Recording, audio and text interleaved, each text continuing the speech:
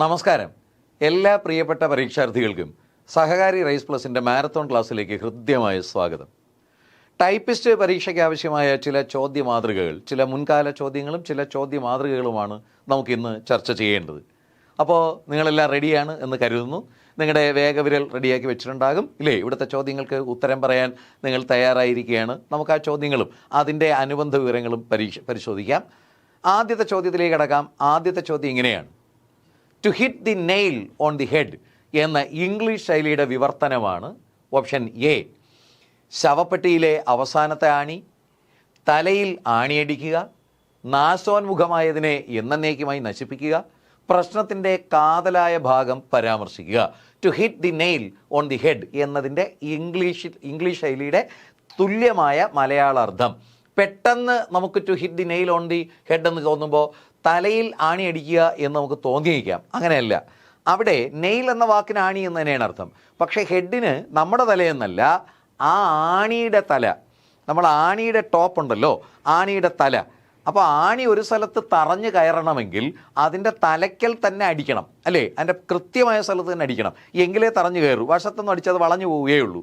അപ്പോൾ കൃത്യമായ സ്ഥലത്ത് തന്നെ കൊള്ളുക, അതാണ് to hit the nail on the head എന്നുള്ള ശൈലിയുടെ അർത്ഥം. അപ്പോൾ അതിന് തുല്യമായ മലയാള ശൈലി ഇവിടെ ഓപ്ഷൻ ഡി, പ്രശ്നത്തിൻ്റെ കാതലായ ഭാഗം പരാമർശിക്കുക എന്നതാണ്. പ്രശ്നത്തിൻ്റെ കാതലായ ഭാഗം പരാമർശിക്കുക, അതായത് കൃത്യമായ സ്ഥലത്ത് കൊള്ളുക എന്നുള്ള അർത്ഥത്തിലാണ്. അല്ലാതെ ശവപ്പെട്ടിയിൽ അവസാനത്തെ ആണി തലയിൽ ആണി അടിക്കുക എന്നുള്ളതല്ല. പക്ഷേ ഈ മലയാള ശൈലികൾക്ക് അല്ലെങ്കിൽ അത്തരം പ്രയോഗങ്ങൾക്ക് അർത്ഥമുണ്ട്. ഇപ്പം ശവപ്പെട്ടിയിലെ അവസാനത്തെ ആണി അടിക്കുക എന്നുള്ള വാക്കിൻ്റെ അർത്ഥം അല്ലെങ്കിൽ ആ പ്രയോഗത്തിൻ്റെ അർത്ഥം, ശവപ്പെട്ടിയിലെ അവസാനത്തെ ആണി അടിക്കുക എന്ന് വെച്ചാൽ എന്നേക്കുമായി അവസാനിപ്പിക്കുക എന്നാണ്. ഒരു പ്രശ്നം അല്ലെങ്കിൽ ഒരു കാര്യം തീർത്തും അവസാനിപ്പിക്കുക എന്നുള്ളതാണ്. തലയിൽ ആണി അടിക്കുക എന്ന് വെച്ചാൽ നശിപ്പിക്കുക എന്നാണ്, അല്ലെങ്കിൽ ഉപദ്രവിക്കുക എന്നാണ്. തലയിൽ ആണി അടിക്കുക. നാശോന്മുഖമായതിനെ എന്നേക്കുമായി നശിപ്പിക്കുക എന്നുള്ളത് നമുക്കറിയാമല്ലോ. അത് എന്നേക്കുമായി ഇല്ലാതാക്കുന്നതാണ് ശവപ്പെട്ടിയിലെ അവസാനത്തെ ആണി എന്ന് പറയുന്നത്. അപ്പോൾ ഇവിടെ to hit the nail on the head എന്ന ഇംഗ്ലീഷ് ശൈലിയുടെ വിവർത്തനം ഓപ്ഷൻ ഡി, പ്രശ്നത്തിൻ്റെ കാതലായ ഭാഗം പരാമർശിക്കുക എന്നുള്ളതാണ്. കൃത്യമായ സ്ഥലത്ത് തന്നെ കൊള്ളുക എന്നുള്ളതാണ്. നമുക്ക് പലപ്പോഴും PSC ഈ ഇവിടെ വിഷ്ണു, അതെ, വിഷ്ണുവിൻ്റെ ഉത്തരം ശരിയാണ്. വിഷ്ണുവുണ്ട്, വിഷ്ണുപ്രിയയുണ്ട് ഇല്ലേ? ശരി, വിഷ്ണുപ്രിയ, നിങ്ങളെല്ലാവരുടെ ഉത്തരം ശരിയാണ്. ഓപ്ഷൻ ഡി, അതെ, ടോക്സിക്, കൊള്ളാമല്ലോ പേര്. ടോക്സിക്കിൻ്റെ ഉത്തരം ശരിയാണ്, ഡി തന്നെയാണ്. അതെ, ഓപ്ഷൻ ഡി ആണ്, പ്രശ്നത്തിൻ്റെ കാതലായ ഭാഗം പരാമർശിക്കുക. ശരിയാണ് വിഷ്ണുപ്രിയ. Sam Manuel, okay.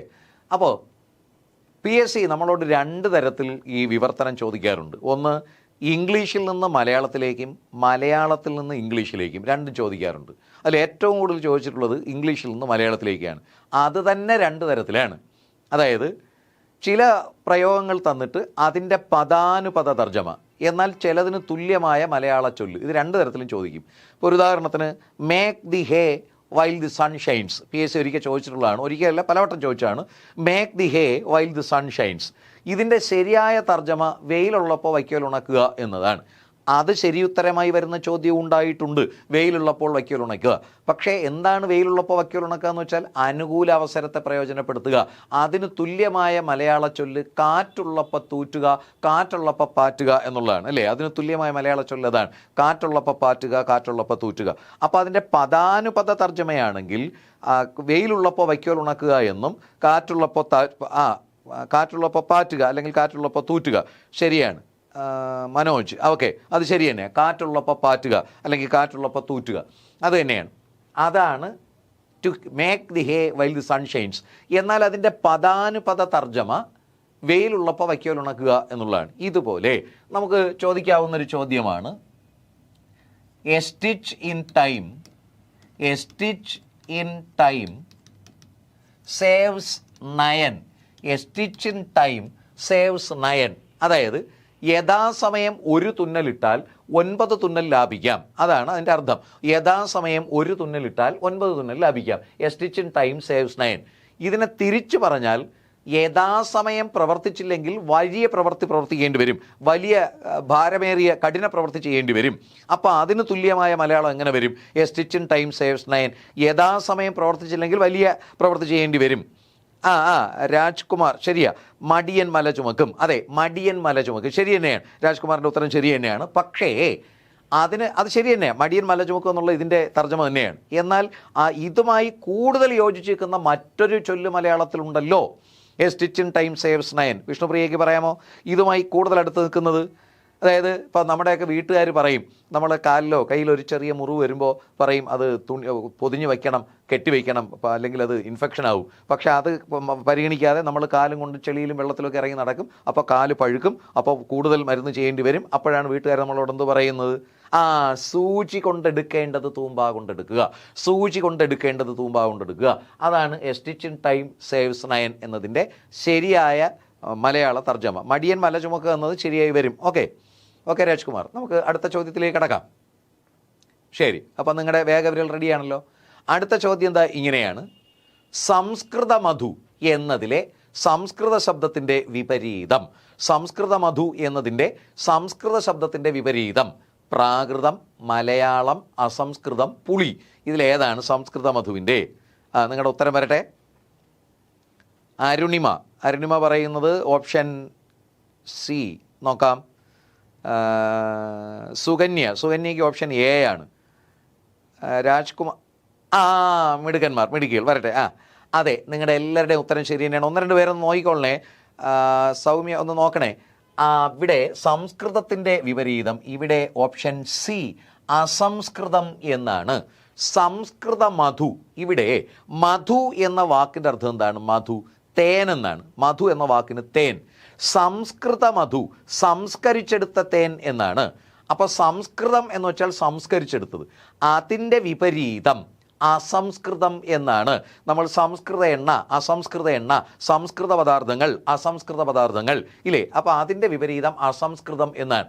പെട്ടെന്ന് നമുക്ക് പ്രാകൃതം എന്നൊക്കെ തോന്നും, അല്ലെങ്കിൽ സംസ്കൃതത്തിൻ്റെ വിപരീതം മലയാളമാണെന്നൊക്കെ തോന്നിയിരിക്കും. സംസ്കൃതം ഇല്ലേ? മലയാളം, സംസ്കൃതവും മലയാളവും ശത്രുക്കളൊന്നുമല്ല. മലയാളത്തിൻ്റെ മേളിൽ ആധിപത്യം സ്ഥാപിച്ചൊരു ഭാഷയാണ്. സംഗതി വിദേശ ഭാഷ തന്നെയാണ് സംസ്കൃതം. പക്ഷേ സംസ്കൃതവും മലയാളം ഇപ്പോൾ എന്താണ് പറയുന്നത്? ജ്യേഷ്ഠാനുജന്മാരെ പോലെയോ അല്ലെങ്കിൽ അമ്മ മക്കളെ പോലെയോ അച്ഛൻ മക്കളെ പോലെയോ ഒക്കെയാണ്. നമ്മൾ ഒരുപാട് വാക്കുകളും നിയമങ്ങളും ഒക്കെ സംസ്കൃതത്തിൽ നിന്ന് കടമെടുത്തിട്ടുണ്ട് മലയാളത്തിലേക്ക്. അപ്പോൾ സംസ്കൃതം എന്നതിൻ്റെ വിപരീതം അസംസ്കൃതം എന്നാണ്. ഇനി വിപരീതത്തെക്കുറിച്ച് നമ്മളൊന്ന് ഓർക്കേണ്ടത്, ചില വാക്കുകൾക്ക് ഒന്നിൽ കൂടുതൽ വിപരീതങ്ങൾ സാധ്യമാണ്. ചില വാക്കുകൾക്ക് ഒന്നിൽ കൂടുതൽ വിപരീതങ്ങൾ സാധ്യമാണ്. അതുപോലെ ചില വാക്കുകൾക്ക് നമ്മൾ പ്രതീക്ഷിക്കുന്ന വിപരീതമായിരിക്കില്ല വരിക. ഉദാഹരണത്തിന് സുഖം. ഈ വാക്കിൻ്റെ വിപരീതം ചോദിച്ചാൽ നിങ്ങളിൽ ബഹുഭൂരിപക്ഷം പേരും ദുഃഖം എന്ന് പറയും. സുഖത്തിൻ്റെ വിപരീതമാണ് ദുഃഖം അല്ലേ? അതെ ശരിയാ, ദുഃഖം. എന്താണ്? ആരോമൽ, പാർവണ, അതോ പാർവതിയോ? കറക്റ്റ്, അതാണ്. അസുഖം എന്നുമാകാം. അസുഖം അല്ലേ? സുഖത്തിൻ്റെ വിപരീതം അസുഖം എന്നുമാകാം. ദുഃഖം മാത്രമല്ല, അസുഖം എന്നുമാകാം. അപ്പോൾ ഇവിടെ രണ്ട് വിപരീതം സാധ്യമായില്ലേ? അതാണ്, സുഖമില്ലാത്ത അവസ്ഥയെല്ലാം ദുഃഖമാവണമെന്നില്ല, സുഖമില്ലാത്തത് അസുഖവുമാകാം. ഇങ്ങനെ ഒന്നിൽ കൂടുതൽ വിപരീതം സാധ്യമാണ്. മറ്റൊരു വാക്ക് നോക്കൂ, കൃസം. ഈ വാക്കിൻ്റെ അർത്ഥം മെലിഞ്ഞത് എന്നാണ്. കൃസം മെലിഞ്ഞത്, കനം കുറഞ്ഞത് എന്നൊക്കെയാണ്. ഇതിൻ്റെ വിപരീതം നമ്മൾ കാണാൻ പഠിച്ചു വെച്ചിട്ടുണ്ട്, മേതുരം എന്ന വാക്കിൻ്റെ അർത്ഥം തടിച്ചത്, കൊഴുത്തത് എന്നൊക്കെയാണ്. തടിച്ചത്, കൊഴുത്തത്. പക്ഷേ കൃസം എന്നതിൻ്റെ വിപരീതം മേതുരം തന്നെ വേണമെന്നില്ല. കൃസം എന്നാകാം. കൃസം അതായത് മെലിഞ്ഞതല്ലാത്തതെല്ലാം തടിച്ചതാകണമെന്നില്ലല്ലോ. മെലിഞ്ഞതല്ലാത്തതെല്ലാം തടിച്ചതാകണമെന്നില്ല, തടിയില്ലാത്തതുമാകാം, അത് മെലിഞ്ഞതാകണമെന്നില്ല. അപ്പോൾ കൃസത്തിൻ്റെ വിപരീതം മേതുരമെന്നും അകൃശമെന്നുമാകാം. അകൃശം കറക്റ്റ്, അത് തന്നെയാണ്. നോക്കൂ, കഠിനം. ഈ വാക്കിൻ്റെ വിപരീതം എന്ത് വരാം? കഠിനം എന്ന വാക്കിന് കട്ടിയുള്ളത് എന്നും പ്രയാസമുള്ളത് എന്നും അർത്ഥമില്ലേ? ഇപ്പോൾ കട്ടിയുള്ളത്, കഠിനമായ പാറ എന്ന് വെച്ചാൽ കട്ടിയുള്ളത്. പരീക്ഷ കഠിനമായിരുന്നു, പ്രയാസമേറിയത്. ഇത് കട്ടിയുള്ളത് എന്ന അർത്ഥത്തിലെടുത്താൽ ഇതിൻ്റെ വിപരീതം മൃദു അല്ലെങ്കിൽ മൃദുലമാണ്. എന്നാൽ പ്രയാസമായത് എന്നർത്ഥമെടുത്താൽ അതിൻ്റെ വിപരീതം ലളിതമെന്നായി കൂടെ. അപ്പോൾ കഠിനത്തിൻ്റെ വിപരീതം മൃദു അല്ലെങ്കിൽ മൃദുലമെന്നും ആകാം, ലളിതമെന്നും ആകാം. അപ്പോൾ ഒരു വാക്കിന് ഒന്നിൽ കൂടുതൽ വിപരീതങ്ങൾ സാധ്യമാണ്. അതാണ് നമ്മൾ ഓർക്കേണ്ട ഒരു കാര്യം. ഇനി മറ്റൊന്ന്, ചില വാക്കുകൾക്ക് നമ്മൾ പ്രതീക്ഷിക്കുന്ന വിപരീതമായിരിക്കില്ല ഉണ്ടാവുക. ഒരു ഉദാഹരണത്തിന് പടിഞ്ഞാറ്. ഈ വാക്കിൻ്റെ ഓപ്പോസിറ്റ് എന്ത് തന്നെയാണ്? പടിഞ്ഞാറ്, കിഴക്ക് എന്ന് തന്നെയാണ്. പടിഞ്ഞാറിൻ്റെ വിപരീതം കിഴക്ക് എന്നാണ്. അപ്പോൾ നമുക്ക് പെട്ടെന്ന് തോന്നും കിഴക്കിൻ്റെ വിപരീതം പടിഞ്ഞാറാണെന്ന്. അല്ല, കിഴക്കിൻ്റെ വിപരീതം പടിഞ്ഞാറല്ല. അതെന്തുകൊണ്ട് അങ്ങനെ ആവുന്നില്ല? നോക്കൂ, പടിഞ്ഞാറ് എന്ന വാക്കിൻ്റെ അർത്ഥം ഞായർ പടിയുന്ന ഇടം. ഞായർ എന്ന് വെച്ചാൽ സൂര്യൻ, പടിയുക എന്ന് വെച്ചാൽ നശിക്കുക, അസ്തമിക്കുക എന്നൊക്കെയാണ്. അപ്പം ഞായർ പടിയുന്ന ഇടമാണ് പടിഞ്ഞാറ്, സൂര്യൻ അസ്തമിക്കുന്ന സ്ഥലം. എങ്കിൽ അതിൻ്റെ വിപരീതം ഏതർത്ഥത്തിൽ വരണം? സൂര്യൻ ഉദിക്കുന്ന സ്ഥലം എന്നർത്ഥത്തിൽ വരണം. പക്ഷേ അങ്ങനെ ഒരു വാക്ക് മലയാളത്തിൽ ഇല്ല.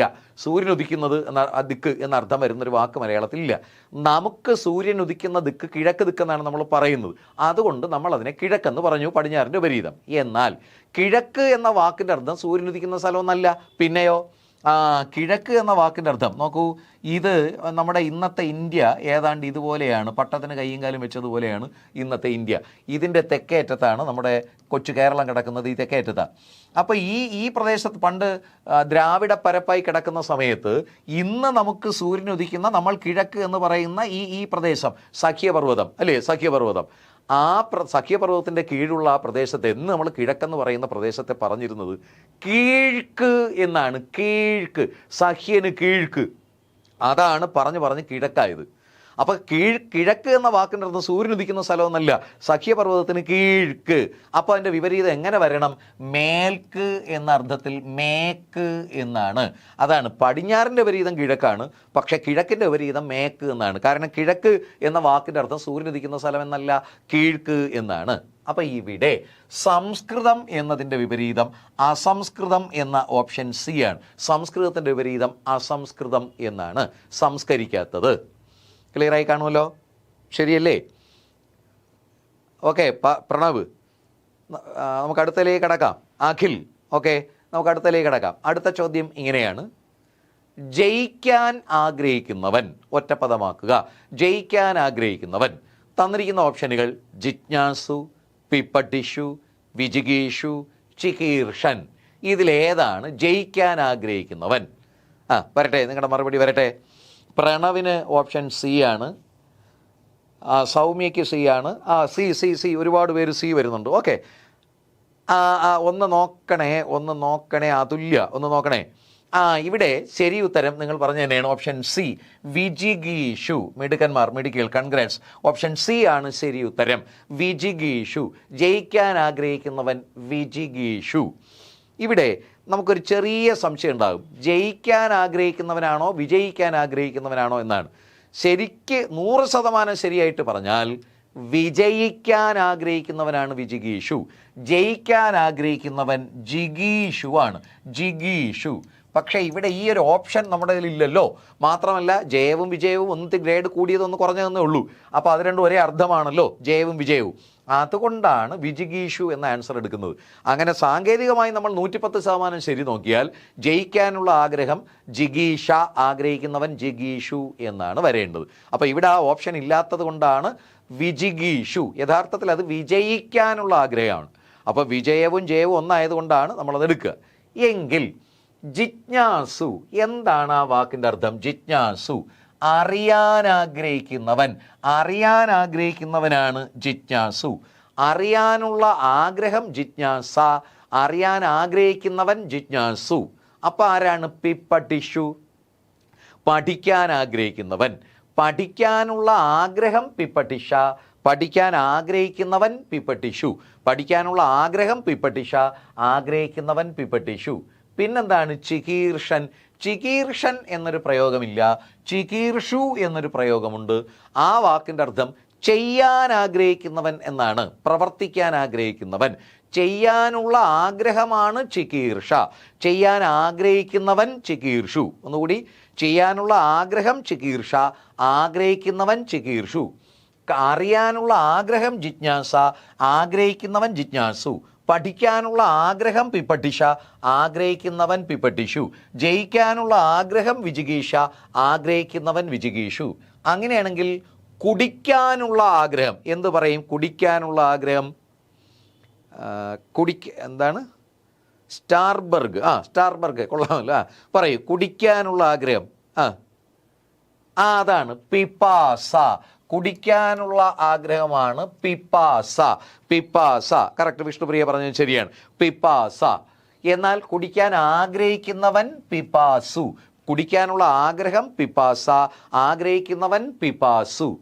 അങ്ങനെയാണെങ്കിൽ മോക്ഷത്തിനുള്ള ആഗ്രഹം എന്താണ്? മോക്ഷത്തിനുള്ള ആഗ്രഹമാണ് മുമുക്ഷ. മുമുക്ഷ, ആഗ്രഹിക്കുന്നവൻ മുമുക്ഷു. മോക്ഷത്തിനുള്ള ആഗ്രഹം മുമുക്ഷ, ആഗ്രഹിക്കുന്നവൻ മുമുക്ഷു. എങ്കിൽ കാണാനുള്ള ആഗ്രഹം, അതിനെന്ത് പറയും? കാണാനുള്ള ആഗ്രഹമാണ് ദിദൃക്ഷ. ദിദൃക്ഷ, ആഗ്രഹിക്കുന്നവൻ ദിദൃക്ഷു. കാണാനുള്ള ആഗ്രഹം ദിദൃക്ഷ, ആഗ്രഹിക്കുന്നവൻ ദിദൃക്ഷു. എങ്കിൽ പറയാനുള്ള ആഗ്രഹമോ? പറയാനുള്ള ആഗ്രഹം വിവക്ഷ. വിവക്ഷ, ആഗ്രഹിക്കുന്നവൻ വിവക്ഷു. പറയാനുള്ള ആഗ്രഹം വിവക്ഷ, ആഗ്രഹിക്കുന്നവൻ വിവക്ഷു. എങ്കിൽ തകർക്കാൻ, ഭേദിക്കാനുള്ള ആഗ്രഹമോ? ഭേദിക്കാനുള്ള ആഗ്രഹമാണ് ബിഭിൽസ. ബിഭിൽസ, ഇത് ഇങ്ങനെ എഴുതാറുണ്ട്. മറ്റേ ഉത്സവം എന്ന് എഴുതുന്നത് പോലെ സ, ബിഭിൽസ, രണ്ട് ശരി തന്നെയാണ്. ബിഭിൽസ, ഭേദിക്കാൻ ആഗ്രഹിക്കുന്നവൻ ബിഭിൽസു. എങ്കിൽ കടക്കാൻ, മറികടക്കാൻ, നമ്മൾ റോഡ് കടക്കുക, നദി കടക്കുക എന്നൊക്കെ പറയുന്നത്, കടക്കാനുള്ള ആഗ്രഹമാണ് തിതീർഷ. തിതീർഷ, ആഗ്രഹിക്കുന്നവൻ തിതീർഷു. അപ്പോൾ കുടിക്കാനുള്ള ആഗ്രഹം പിപാസ, ആഗ്രഹിക്കുന്നവൻ പിപാസു.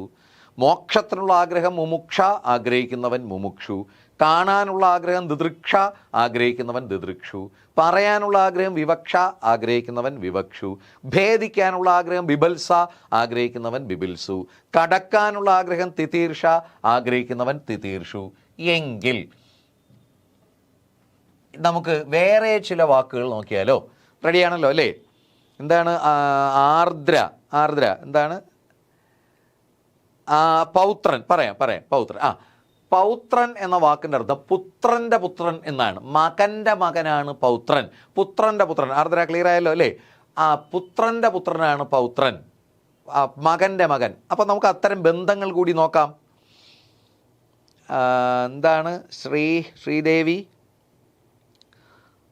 അല്ലല്ല, മകളുടെ മകൻ വരില്ല, ദൗഹിത്രന. പറയാം.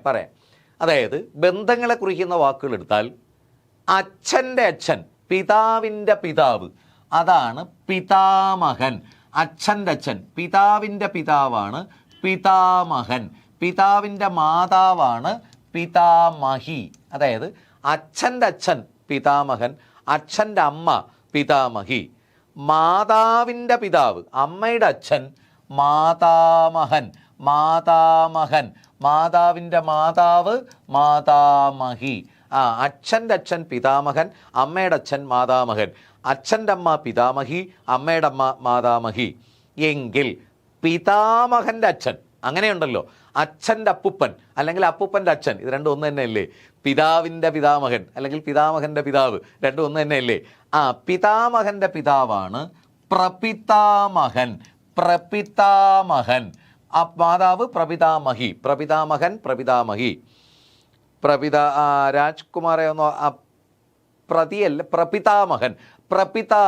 പിതാമഹൻ്റെ പിതാവാണ് പ്രപിതാമഹൻ. പിതാമഹൻ്റെ മാതാവ് പ്രപിതാമഹി. എങ്കിൽ അച്ഛൻ്റെ അച്ഛൻ പിതാമഹനും അമ്മയുടെ അച്ഛൻ മാതാമഹനുമായാൽ മകൻ്റെ മകനാണ് പൗത്രൻ. മകൻ്റെ മകളാണ് പൗത്രി. അപ്പോൾ മകളുടെ മകൻ, നേരത്തെ ആരോ ചോദിച്ചു, മകളുടെ മകൻ, അതല്ല, അതത്തിൽ വരില്ല. മകളുടെ മകൻ ദൗഹിത്രനാണ്. ദൗഹിത്രൻ.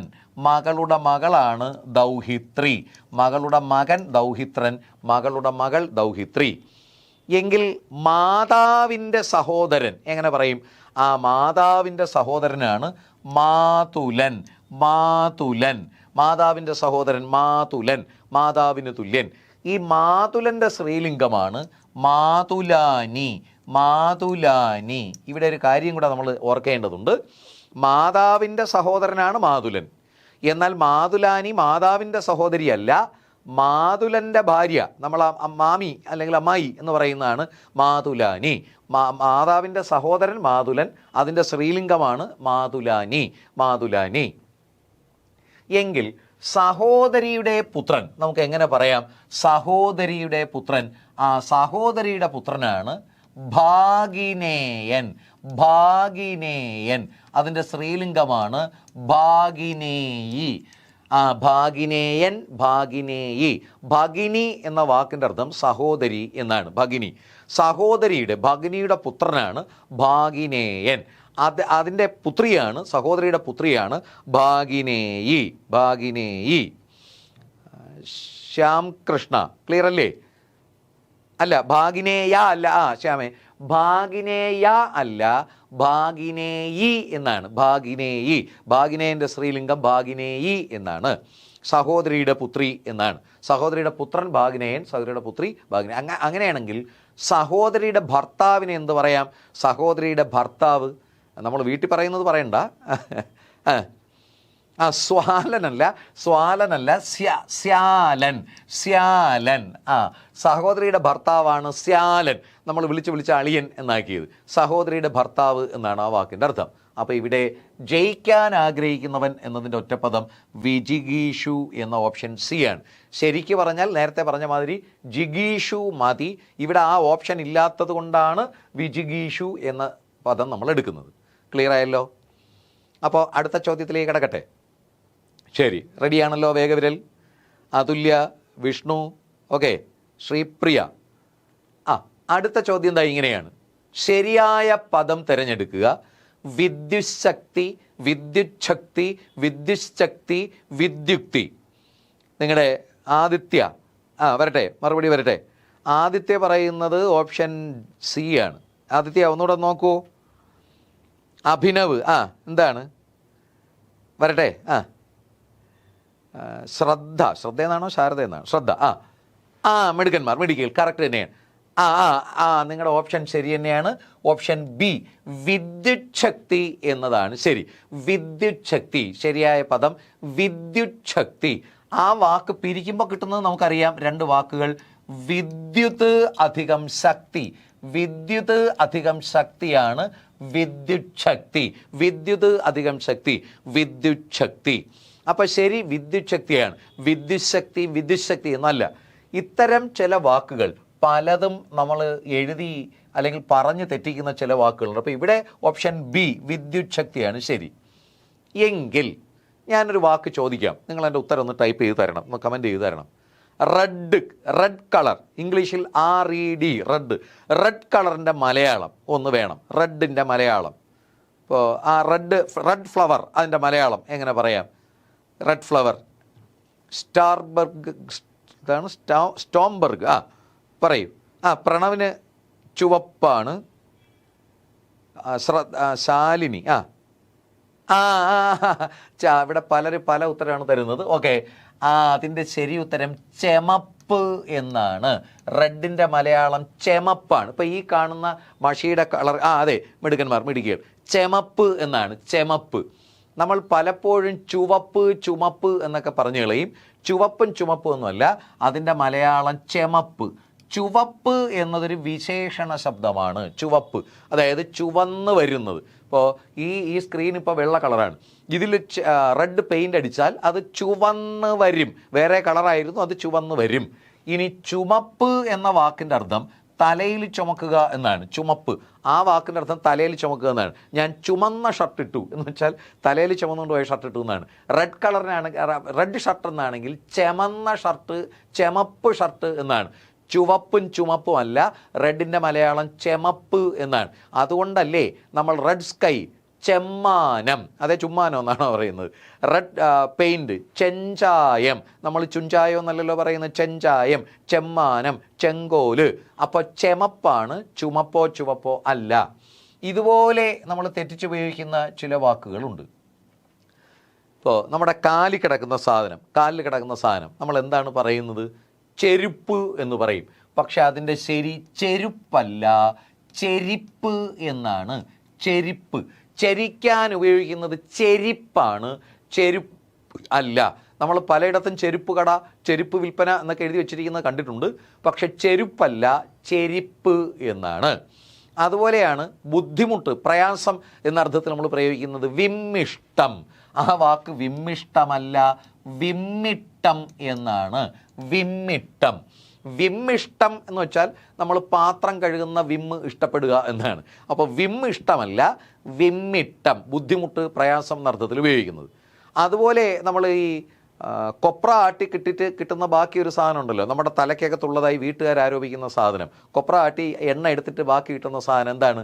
പിണ്ണാക്കാണോ പുണ്ണാക്കാണോ? നമ്മൾ അതിനെ പലപ്പോഴും വീട്ടുകാരെ ശരി, പുണ്ണാക്ക് എന്ന് നമ്മൾ പറയാറുണ്ട്. പക്ഷെ പുണ്ണാക്കല്ല, ആ വാക്ക് പിണ്ണാക്ക് എന്നാണ്. പിണ്ണാക്ക്, പിണ്ഡം മാറ്റിയതിന് ശേഷമുള്ള ആക്കം, അത് പിണ്ണാക്കാണ്, പുണ്ണാക്കല്ല. പുണ്ണാക്കെന്ന് വെച്ചാൽ നമ്മൾ ചൊറിഞ്ഞ് പുണ്ണാക്കുന്നതിനെയാണ് പുണ്ണാക്കെന്ന് പറയുന്നത്. പുണ്ണാക്കല്ല, പിണ്ണാക്ക്. ഇതുപോലെ നമ്മൾ ഈ രാവിലെ നമ്മുടെ വീട്ടിലെ അമ്മമാർ ഉണ്ടാക്കി തരുന്നൊരു പലഹാരം ഉണ്ടല്ലോ, നിങ്ങളുടെ ന്യൂ ജനറേഷൻ്റെ ഭാഷയിൽ പറഞ്ഞാൽ തള്ളിയിടുന്ന സാധനം, തള്ളിയിടുന്നത്, ആവിച്ച് തള്ളുന്നത് എന്താണ്? ആ വാക്ക് ആ പലഹാരത്തിൻ്റെ പേര് പുട്ട്. അതെ, പുട്ട്, ശരിയാ. എന്താണ്? ബാംബിനോ. ബാംബിനോ എന്ന് പറയുന്ന തന്നെ ഒരു ഇതിൻ്റെ പുട്ട് കമ്പനിയുടെ പേരാണെന്ന് തോന്നുന്നു അല്ലേ? പുട്ട് എന്നാണ് നമ്മൾ പറയാറ്. പക്ഷെ പുട്ടല്ല, ആ വാക്ക് പിട്ട് എന്നാണ്. പിട്ട് നമ്മൾ പാടി പുട്ടാക്കിയതാണ്, പിട്ട് എന്നാണ്. കാരണം സംസ്കൃതത്തിലെ പിഠ എന്ന വാക്ക്, ഇത് സംസ്കൃതമല്ല, പ്രാകൃത പാലിയാണെന്നാണ് പറയുന്നത്. അതിൽ നിന്ന് സംസ്കൃതത്തിലേക്ക് വന്നത് പിഠ. ആ വാക്കിൻ്റെ അർത്ഥം ധാന്യപ്പൊടി എന്നാണ്. അതിൽ നിന്നാണ് പിട്ട് എന്ന വാക്കുണ്ടാകുന്നത്. അപ്പോൾ പുട്ടല്ല, പിട്ടാണ്. സംശയം ഉണ്ടെങ്കിൽ നമുക്ക് ഡിക്ഷണറി എടുത്ത് നോക്കാം. പക്ഷേ നിങ്ങളിപ്പോൾ എന്നോട് ചോദിക്കാൻ വെച്ചിരിക്കുന്ന ചോദ്യം എനിക്കറിയാം. എന്താണ് സൗമ്യയ്ക്ക് എങ്ങനെ എന്തെങ്കിലും ചോദിക്കാനുണ്ടോ? അല്ലേ, നിങ്ങളിപ്പോൾ ചോദിക്കാത്തതാണ്, എന്നോട് ചോദിക്കാനുള്ള ചോദ്യം എനിക്കറിയാം.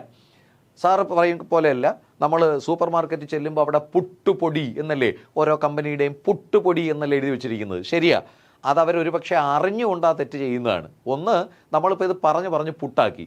അതുകൊണ്ട് തന്നെ ഇത് കടയിൽ ചെല്ലുമ്പോൾ, മാർക്കറ്റിൽ ചെല്ലുമ്പോൾ പിട്ടുപൊടി എന്നെഴുതി വെച്ചിരുന്നാൽ, ഇപ്പോൾ ABC പിട്ടുപൊടി എന്നെഴുതി വെച്ചാൽ നമ്മൾ വിചാരിക്കും ഇത് വേറെ എന്തോ സാധനമാണ്, കഴിക്കാൻ കൊള്ളുന്നല്ല എന്ന് കരുതും. പുട്ടുപൊടി എന്ന് വയ്ക്കുമ്പോൾ നമുക്ക് മനസ്സിലായി. അതുകൊണ്ടാണ് അതങ്ങനെ വയ്ക്കുന്നത്. പുട്ട് എന്നപ്പോൾ നമ്മൾ പറയാറുണ്ട്. ശരിയായി, ഇപ്പോൾ കേരളത്തിൽ പലയിടത്തും പുട്ട് നമ്മളൊക്കെ പ്രത്യേകിച്ച് തെക്കൻ കേരളത്തിൽ പുട്ട് എന്നാണ് പറയുന്നത്. എന്നാൽ നമ്മുടെയൊക്കെ വീടുകളിലെ പ്രായം ചെന്ന ആൾക്കാർ പിട്ട് എന്നാണ് പറയുന്നത് ഇല്ലേ? നമ്മൾ വിചാരിച്ചു അപ്പൂപ്പൻ സ്കൂളിൽ പോയിട്ടില്ലാത്തതുകൊണ്ടാണ്. നല്ല, പിട്ട് എന്നതാണ് ശരി. പിഠ എന്ന സംസ്കൃതം, പുട്ടെന്നൊരു വാക്ക് ഇംഗ്ലീഷിലേ ഉള്ളൂ, മലയാളത്തിലില്ല. പിട്ട്. ഇതുപോലെ PSC ആവർത്തിച്ച് ചോദിച്ചിട്ടുള്ളൊരു വാക്കാണ് യാദൃച്ഛികം. യാദൃച്ഛികം എന്ന് ശരിയായി എഴുതേണ്ടത് ഇങ്ങനെയാണ്. നമ്മൾ പലപ്പോഴും ഈ കാണുന്ന മാതിരി യാദൃശ്ചികം എന്നെഴുതി കളയും. യാദൃശ്ചികമല്ല, യാദൃച്ഛികമാണ്. ഇച്ഛ കൂടാതെ സംഭവിക്കുന്നത്.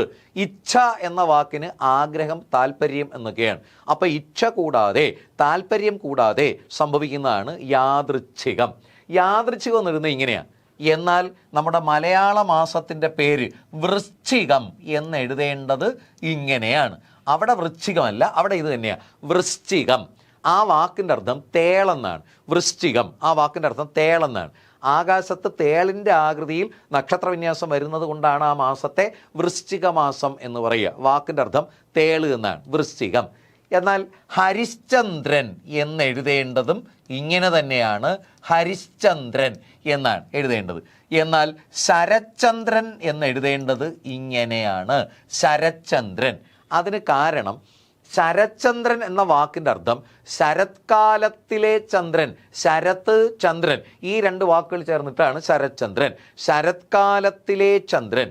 എന്നാൽ ഹരിശ്ചന്ദ്രൻ ഹരികാലത്തിലെ ചന്ദ്രനല്ല, ഹരിയാകുന്ന ചന്ദ്രൻ, ഹരിഹി അധികം ചന്ദ്രൻ, ഹരിഹി അധികം ചന്ദ്രനാണ് ഹരിശ്ചന്ദ്രൻ. അപ്പോൾ ഇവിടെ വിസർഗം മാറി ശ വരും, അങ്ങനെയാണ് ഹരിശ്ചന്ദ്രനാവുക. അപ്പോൾ ചെരിപ്പാണ്, ചെരുപ്പല്ല. വിമ്മിഷ്ടമല്ല, വിമ്മിട്ടമാണ്. പുണ്ണാക്കല്ല, പിണ്ണാക്കാണ്. പുട്ടല്ല, പിട്ടാണ്. യാദൃശ്ചികമല്ല, യാദൃച്ഛികമാണ്. വൃശ്ചികമല്ല, വൃശ്ചികമാണ്. ഹരിശ്ചന്ദ്രനല്ല, ഹരിശ്ചന്ദ്രനാണ്. ശരശ്ചന്ദ്രനല്ല, ശരചന്ദ്രനാണ്. ക്ലിയർ ആയല്ലോ? ഓക്കെ. ഏത് വാക്കാണ്? റെഡ്. റെഡ് അല്ല, റെഡിന് ചെമപ്പ്, ചെമന്ന ഷർട്ട് എന്ന് തന്നെയാണ് പറയുക. ചെമപ്പ് ഷർട്ടെന്നോ ചെമന്ന ഷർട്ടെന്നോ പറയാം. ചുമന്ന ഷർട്ടെന്ന് വെച്ചാൽ മറ്റേ തലേ ചുമന്നുകൊണ്ട് പോയതാ. അല്ല, ചെമപ്പ് എന്ന് തന്നെയാണ്, ചെമന്ന എന്ന് തന്നെയാണ്. ഓക്കെ, നമുക്ക് അടുത്ത ചോദ്യത്തിലേക്ക് കിടക്കാം. ശരി, അപ്പോൾ നിങ്ങൾ വീണ്ടും വേഗവിരൽ റെഡിയാക്കുന്നു. അടുത്ത ചോദ്യം എന്താ ഇങ്ങനെയാണ്: ശരിയായ വാക്യം കണ്ടെത്തുക. ശരിയായ വാക്യം: 100 ചതുരശ്ര മീറ്റർ വിസ്തീർണമുള്ള ഭൂമി, 100 ചതുരശ്ര മീറ്റർ വിസ്താരമായ ഭൂമി, 100 ചതുരശ്ര മീറ്റർ വിസ്തീർണമായ ഭൂമി, 100 ചതുരശ്ര മീറ്റർ വിസ്തീർണതയോടെയുള്ള ഭൂമി. ഇതിലേതാണ് ശരി? വരട്ടെ, നിങ്ങളുടെ ഉത്തരം? പ്രണവ് പറയുന്നത് ഓപ്ഷൻ ഡി 100 ചതുരശ്ര. പ്രണവേ ഒന്ന് നോക്കൂ. ഹരിപ്രിയ ഹരിപ്രിയയ്ക്ക് ഓപ്ഷൻ ബി. ഹരിപ്രിയ PSCയുടെ പ്രീവിയസ് ആൻസർ എടുത്ത് നേരെ വെച്ചിരിക്കുകയാണ് ഇല്ലേ? രാജ്കുമാർ ഓക്കെ. വിഷ്ണുപ്രിയ ശരിയാണ്, നിങ്ങളുടെ ഉത്തരം വളരെ കറക്റ്റാണ്. ഓപ്ഷൻ ബി, രണ്ടാമത്തേതല്ല, ഓപ്ഷൻ എ ആണ് ശരി. 100 ചതുരശ്ര മീറ്റർ വിസ്തീർണമുള്ള ഭൂമി. 100 ചതുരശ്ര മീറ്റർ വിസ്തീർണമുള്ള ഭൂമി. ഇവിടെ ഒരുപാട് പേര് ഓപ്ഷൻ ബി എടുത്തു. അതിൻ്റെ കാരണം PSC അന്ന് പ്രൊവിഷണൽ കീയിൽ തന്നത് ഓപ്ഷൻ ബി ആയിരുന്നു. പിന്നീട് അത് മാറ്റിയോ ക്യാൻസൽ ചെയ്തോ നമ്മൾ നോക്കിയില്ല അല്ലേ? 100 ചതുരശ്ര മീറ്റർ വിസ്താരമായതല്ല, 100 ചതുരശ്ര മീറ്റർ വിസ്തീർണമുള്ള ഭൂമി. ഓപ്ഷൻ എ ആണ് ശരി. എന്തുകൊണ്ട് ബിയോ സിയോ ശരിയായി കൂടാ? 100 ചതുരശ്ര മീറ്റർ വിസ്തീർണമായ ഭൂമി അല്ലെങ്കിൽ വിസ്താരമായ ഭൂമി. അവിടെ ആയ എന്ന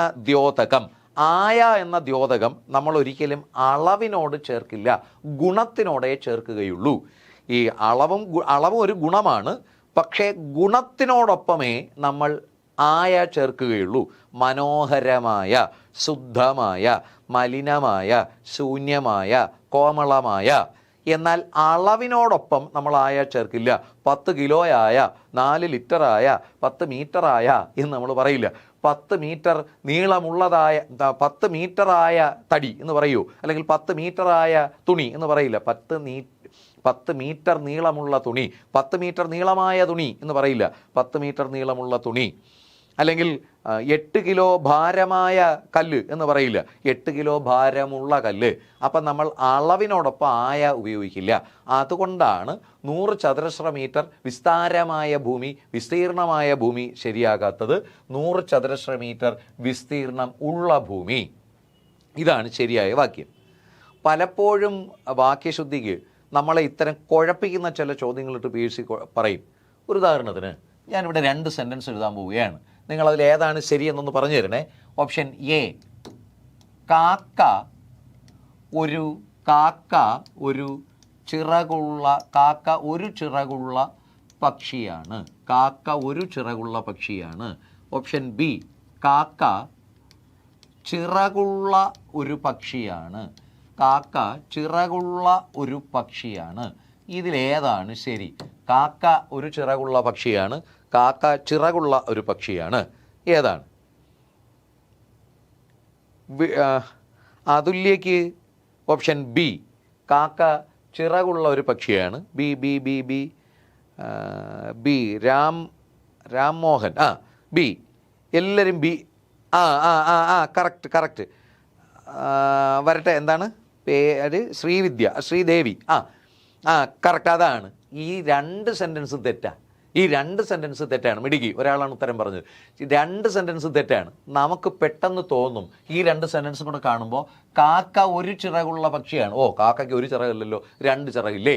അപ്പോൾ ആ സെൻറ്റൻസ് തെറ്റി. എന്നാൽ അടുത്തതിൽ കാക്ക ചിറകുള്ള ഒരു പക്ഷിയാണ്, ഓക്കെ, അത് കറക്റ്റാണ് എന്ന് നമുക്ക് തോന്നും. അല്ല, അവിടെയും ഉണ്ട് ഒരു തെറ്റ്. നോക്കൂ, പക്ഷം എന്ന വാക്കിൻ്റെ അർത്ഥം എന്താ? പക്ഷം ചിറക് എന്നാണ് അല്ലേ? പക്ഷം ചിറക്. അപ്പോൾ പക്ഷി എന്ന വാക്കിൻ്റെ അർത്ഥം എന്താണ്? ചിറകുള്ള ജീവി എന്നാണ്. അപ്പോൾ പിന്നെ കാക്ക ഒരു ചിറകുള്ള ജീവി എന്ന് വേണ്ട. ഇവിടെ ആവർത്തനം ഉണ്ടാകുന്നു, പൗനരുക്തി ഉണ്ടാകുന്നു. ചിറകുള്ള ജീവിയെയാണ് പക്ഷി എന്ന് പറയുക. അപ്പോൾ പിന്നെ ചിറകുള്ള പക്ഷി എന്ന് പറയണ്ട. അവിടെയും തെറ്റ്. ആദ്യത്തേലും അത് തന്നെയാണ് പ്രശ്നം, ചിറകുള്ള പക്ഷി. അവിടെയാണ് നമുക്ക് പെട്ടെന്ന് തോന്നും കാക്കയ്ക്ക് ഒരു ചിറകല്ലല്ലോ, 2 ചിറകല്ലേ, ആ ഒരു എടുത്ത് അപ്പുറത്തേക്ക് ഇടുമ്പോൾ ശരിയാവും. നല്ല, ഈ 2 സെൻറ്റൻസും തെറ്റാണ്. അപ്പോൾ സെൻറ്റൻസ് എങ്ങനെ മതിയായിരുന്നു? കാക്ക ഒരു പക്ഷിയാണ് എന്ന് മതിയായിരുന്നു. കാക്ക ഒരു പക്ഷിയാണ് എന്ന് മതിയായിരുന്നു. അതാണ് ഇവിടെ ഉണ്ടായ തെറ്റ്. ഇത്തരത്തിലാണ്. നമുക്ക് വേറൊരു സെൻറ്റൻസ് നോക്കാം. ആ സെൻറ്റൻസിൽ എന്താണ് പ്രശ്നം നോക്കാം. മഴ പെയ്തതോടെ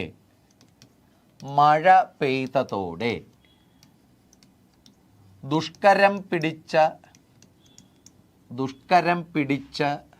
യാത്ര ചെയ്യേണ്ടി വന്നു. മഴ പെയ്തതോടെ ദുഷ്കരം പിടിച്ച യാത്ര ചെയ്യേണ്ടി വന്നു. ഇവിടെ എന്താണ് പ്രശ്നം? ഈ സെൻറ്റൻസിൽ എന്തെങ്കിലും ആവർത്തനമുണ്ടോ? എന്താണ്?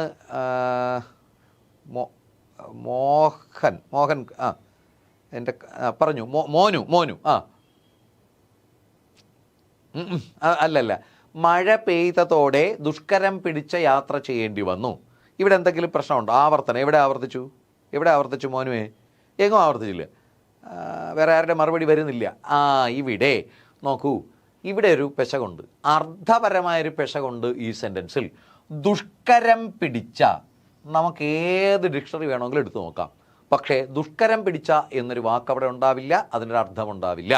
അവിടെ അർത്ഥപരമായി പിശക് പറ്റി. നമ്മളങ്ങനെ പറയാറുണ്ട്, ദുഷ്കരം പിടിച്ച. ദുഷ്കരം എന്ന വാക്കിൻ്റെ അർത്ഥം എന്താണ്? പ്രയാസം. ദുഷ്കരം എന്ന് വെച്ചാൽ പ്രയാസം. അതിനെങ്ങനെയാണ് കയറി പിടിക്കുക? ദുഷ്കരത്തെ കയറി പിടിക്കാൻ പറ്റുമോ? അപ്പോൾ ദുഷ്കരം പിടിച്ച എന്ന പ്രയോഗം തെറ്റാണ് മോനോ, അതിനർത്ഥമില്ല. അപ്പോൾ അതെങ്ങനെ വരണം? ദുഷ്കരമായ യാത്രയെന്നോ യാത്ര ദുഷ്കരമായി എന്നോ വേണം. മഴ പെയ്തതോടെ ദുഷ്കരമായ യാത്ര ചെയ്യേണ്ടി വന്നു, അല്ലെങ്കിൽ യാത്ര ദുഷ്കരമായി എന്നാണ് വേണ്ടത്. ദുഷ്കരത്തെ കയറി പിടിക്കാൻ പറ്റില്ല. നമ്മൾ പലപ്പോഴും ഇത് പറയാറുണ്ട്, അത് വലിയ പ്രയാസം പിടിച്ച പണിയാണ്, അത് വലിയ ബുദ്ധിമുട്ട് പിടിച്ച പണിയാണ്. പ്രയാസത്തെ എങ്ങനെയാണ് കയറി പിടിക്കുക, അല്ലെങ്കിൽ ബുദ്ധിമുട്ടിന് എങ്ങനെയാണ് കയറി പിടിക്കുക? അപ്പോൾ പ്രയാസം പിടിച്ച പണി, ബുദ്ധിമുട്ട് പിടിച്ച പണി എന്ന് പറയരുത്, പ്രയാസമേറിയ പണി അല്ലെങ്കിൽ പ്രയാസമുള്ള പണി എന്നാണ്. അപ്പോൾ ഇവിടെ മഴ പെയ്തതോടെ ദുഷ്കരം പിടിക്കണ്ട. നേരത്തെ പറഞ്ഞ ആയ ചേർക്കാം. ദുഷ്കരം ഒരു ക്വാളിറ്റി ആയതുകൊണ്ട് അതിനോടൊപ്പം എന്ത് ചേർക്കാം? ആയ ചേർക്കാം. എങ്കിൽ നമുക്ക് വേറൊരു സെൻറ്റൻസ് നോക്കിയാലോ? ആ സെൻറ്റൻസിൽ എന്തെങ്കിലും പ്രശ്നമുണ്ടോ? നോക്കൂ, മറ്റു രാജ്യങ്ങളിൽ നിന്ന്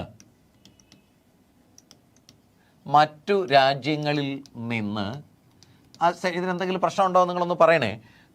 പാലുൽപ്പന്നങ്ങൾ, മറ്റു രാജ്യങ്ങളിൽ നിന്ന് പാലുൽപ്പന്നങ്ങൾ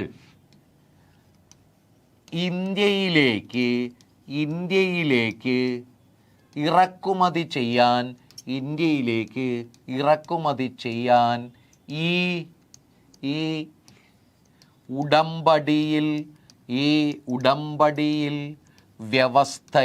വ്യവസ്ഥയുണ്ട്. മറ്റു രാജ്യങ്ങളിൽ നിന്ന് പാലുൽപ്പന്നങ്ങൾ ഇന്ത്യയിലേക്ക് ഇറക്കുമതി ചെയ്യാൻ ഈ ഉടമ്പടിയിൽ വ്യവസ്ഥയുണ്ട്. മറ്റു രാജ്യങ്ങളിൽ നിന്ന് എ ഇന്ത്യയിലേക്ക് ഇറക്കുമതി ചെയ്യാൻ, ബി ഉടമ്പടിയിൽ വ്യവസ്ഥയുണ്ട്, C D none of these. എന്നിട്ട് ചോദ്യം ഇങ്ങനെയാണെന്ന് കരുതൂ, തെറ്റായ ഭാഗമേത്? ഇതിൽ തെറ്റായ ഭാഗമേത്? എ ബി സി അടയാളപ്പെടുത്തിയിട്ടുണ്ട്, ഡി നൺ ഓഫ് ദീസ്. തെറ്റായ ഭാഗം ശ്രീനിധി പറയുന്നത് ഓപ്ഷൻ സി. പ്രണവ്, വിഷ്ണുപ്രിയ ഒന്ന് ശ്രദ്ധിക്കൂ.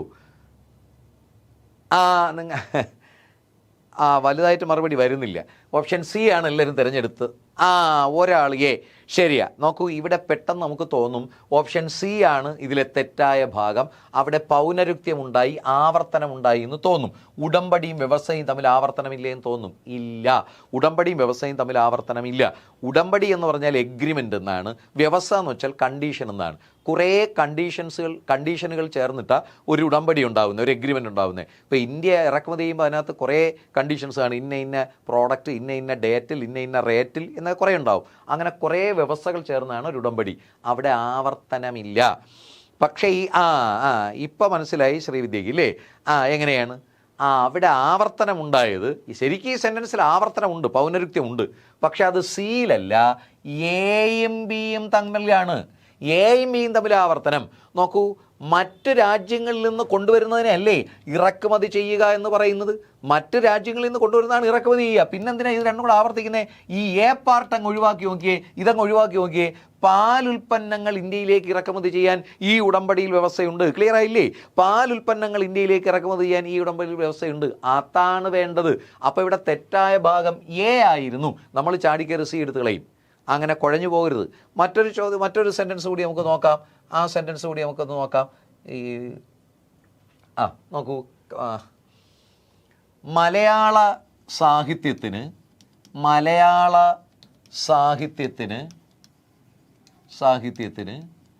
എഴുത്തച്ഛൻ നൽകിയ സംഭാവന മഹത്തരമാണ്. ഈ സെൻറ്റൻസിൽ എന്തെങ്കിലും പെശകുണ്ടോ? മലയാള സാഹിത്യത്തിന് എഴുത്തച്ഛൻ നൽകിയ സംഭാവന മഹത്തരമാണ്. ദിവ്യശ്രീ, എന്തെങ്കിലും പെശകുണ്ടോ? ഈ സിമിലി മാത്രമേ ഉള്ളൂ. സ്മൈലി മാത്രമേ. ശരി. അപ്പോൾ ഇവിടെ ഒരു പ്രശ്നം എന്താണെന്ന് അറിയാം. നമുക്ക് പെട്ടെന്ന് തോന്നും നൽകിയ സംഭാവനയല്ല നൽകുന്നതല്ലേ? അല്ല, സംഭാവന സ്വീകരിക്കാനും കഴിയും. ഒരാൾ നൽകുമ്പോൾ മറ്റൊരാൾ സ്വീകരിക്കും. ഇവിടുത്തെ പ്രശ്നം എന്താണെന്ന് അറിയോ? മഹത്തരം എന്നതാണ്. മലയാളത്തിൽ ഒരു ഗുണനാമത്തോടൊപ്പം ഒരു ഗുണത്തോടൊപ്പം ഗുണം വിശേഷണമായി വരുമ്പോൾ അതിനോടൊപ്പം തരം ചേർക്കണമെങ്കിൽ മറ്റൊന്നുമായി താരതമ്യം ചെയ്യണം. പക്ഷേ ഇവിടെ ആരുടേതുമായും താരതമ്യം ചെയ്തിട്ടില്ല. മലയാള സാഹിത്യത്തിന് എഴുത്തച്ഛൻ നൽകിയ സംഭാവന നമ്പ്യാരുടേതിനേക്കാൾ എന്ന് പറഞ്ഞെങ്കിൽ ഓക്കെ, അപ്പോൾ അവിടെ താരതമ്യമുണ്ട്. നമ്പ്യാരുടേതിനേക്കാൾ മഹത്തരമായിരുന്നു അല്ലെങ്കിൽ മഹത്തരമാണ്. അപ്പോൾ ഇവിടെ താരതമ്യം ചെയ്യാത്തതിനാൽ തരം ചേർക്കാൻ പാടില്ല. മഹത്തരം എന്ന് പറയരുത്. മഹത്തായതാണെന്നോ മഹനീയമാണെന്നോ പറയാം.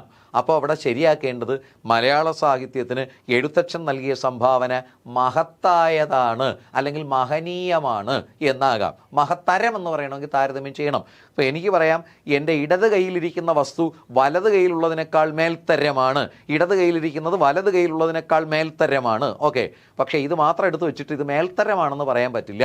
ഇത് മേന്മയേറിയതാണെന്നോ മേന്മ ഉള്ളതാണെന്നോ പറയാം. മേൽത്തരം എന്ന് പറയണമെങ്കിൽ താരതമ്യം ചെയ്യണം. ഇവിടെ അത് ചെയ്തിട്ടില്ല. അതാണ് ഇവിടെ ഉണ്ടായ തെറ്റ്. ഇപ്പോൾ അത്യാവശ്യം സെൻറ്റൻസുകളിലെ തെറ്റുകൾ മനസ്സിലായല്ലോ. എങ്കിൽ നമുക്ക് അടുത്ത ചോദ്യത്തിലേക്ക് കടക്കാം. നിങ്ങളുടെ വേഗവിരൽ റെഡിയാക്കി വെക്കുക. ഓക്കെ, ശരി ശ്രീവിദ്യേ, നമുക്ക് അടുത്ത ചോദ്യം നോക്കാം. ഇങ്ങനെയാണ്: ചുവടെ കൊടുത്തിരിക്കുന്ന വാക്യത്തിൻ്റെ ശരിയായ പരിഭാഷ ഏതാണ്? ചുവടെ കൊടുത്തിരിക്കുന്ന വാക്യത്തിൻ്റെ ശരിയായ പരിഭാഷ ഏതാണ്? എനിക്ക് തലവേദനയുണ്ട്. തന്നിരിക്കുന്ന ഓപ്ഷനുകൾ: I am suffering for headache, I am suffering by headache, I am suffering to the headache, I am suffering from headache. ഏതാണ് ഇതിൻ്റെ ശരി ഉത്തരം? ഇവിടെ ഒരുപാട് പേര് വിഷ്ണുവും സ്റ്റോയി വരട്ടെ, ആശാദേവി പറയുന്ന ഓക്കെ, നിങ്ങളുടെ ഉത്തരങ്ങളൊക്കെ കറക്റ്റാണ്. മിടുക്കന്മാർ, മിടുക്കികൾ, എല്ലാവരുടെ ഉത്തരം ശരി തന്നെയാണ്. Option D, I am suffering from headache. I am suffering from headache. എനിക്ക് തലവേദനയുണ്ട് എന്നതിന് ഐ ആം സഫറിങ് ബൈയോ സഫറിങ് ഫോറോ അല്ല, I am suffering from headache ഇല്ലേ? അതാണ് അതിൻ്റെ. ഇതുപോലെ ചില ഇത് തരാം, പദാനുപദ തർജ്ജമയ്ക്കും തരാം. ഇപ്പോൾ ഒരു ഉദാഹരണത്തിന് ഗോർദിയൻ നോട്ട്, ഇതൊരു ശൈലിയാണ്. ഗോർദിയൻ നോട്ട്, ഇതിന് തുല്യമായ മലയാളം എന്താണ്? ഗോർദിയൻ നോട്ട്, അതാണ് ഊരാക്കുടുക്ക്. ഗോർദിയൻ നോട്ടിൻ്റെ മലയാളമാണ് ഊരാക്കുടുക്ക്. ഇതുപോലെ നമ്മുടെ ഭരണഭാഷയുമായി ബന്ധപ്പെട്ട് നമ്മുടെ ചില ലത്തീൻ പദങ്ങളുടെ മലയാളം ചോദിക്കാറുണ്ട്. അപ്പോൾ അതിലൊന്നാണ് പ്രൈമാ ഫേസി. പ്രൈമാ ഫേസി ഇതിന് തുല്യമായി മലയാളത്തിൽ ഉപയോഗിക്കുന്ന ഏതാ? പ്രൈമാ ഫേസി, അതാണ് പ്രഥമ ദൃഷ്ട്യ. പ്രൈമാ ഫേസി പ്രഥമ ദൃഷ്ട്യ. ഹേബിയസ് കോർപ്പസ് ശരീരം ഹാജരാക്കുക. ഹേബിയസ് കോർപ്പസ് അത് ശരീരം ഹാജരാക്കുക. പ്രൈമാ ഫേസി പ്രഥമ ദൃഷ്ട്യ. ഇതുപോലെ വേറെ ഒരു വാക്കുണ്ട്, വേറെ ഒന്നുണ്ട്, സ്റ്റാറ്റസ്കോ. സ്റ്റാറ്റസ്കോ,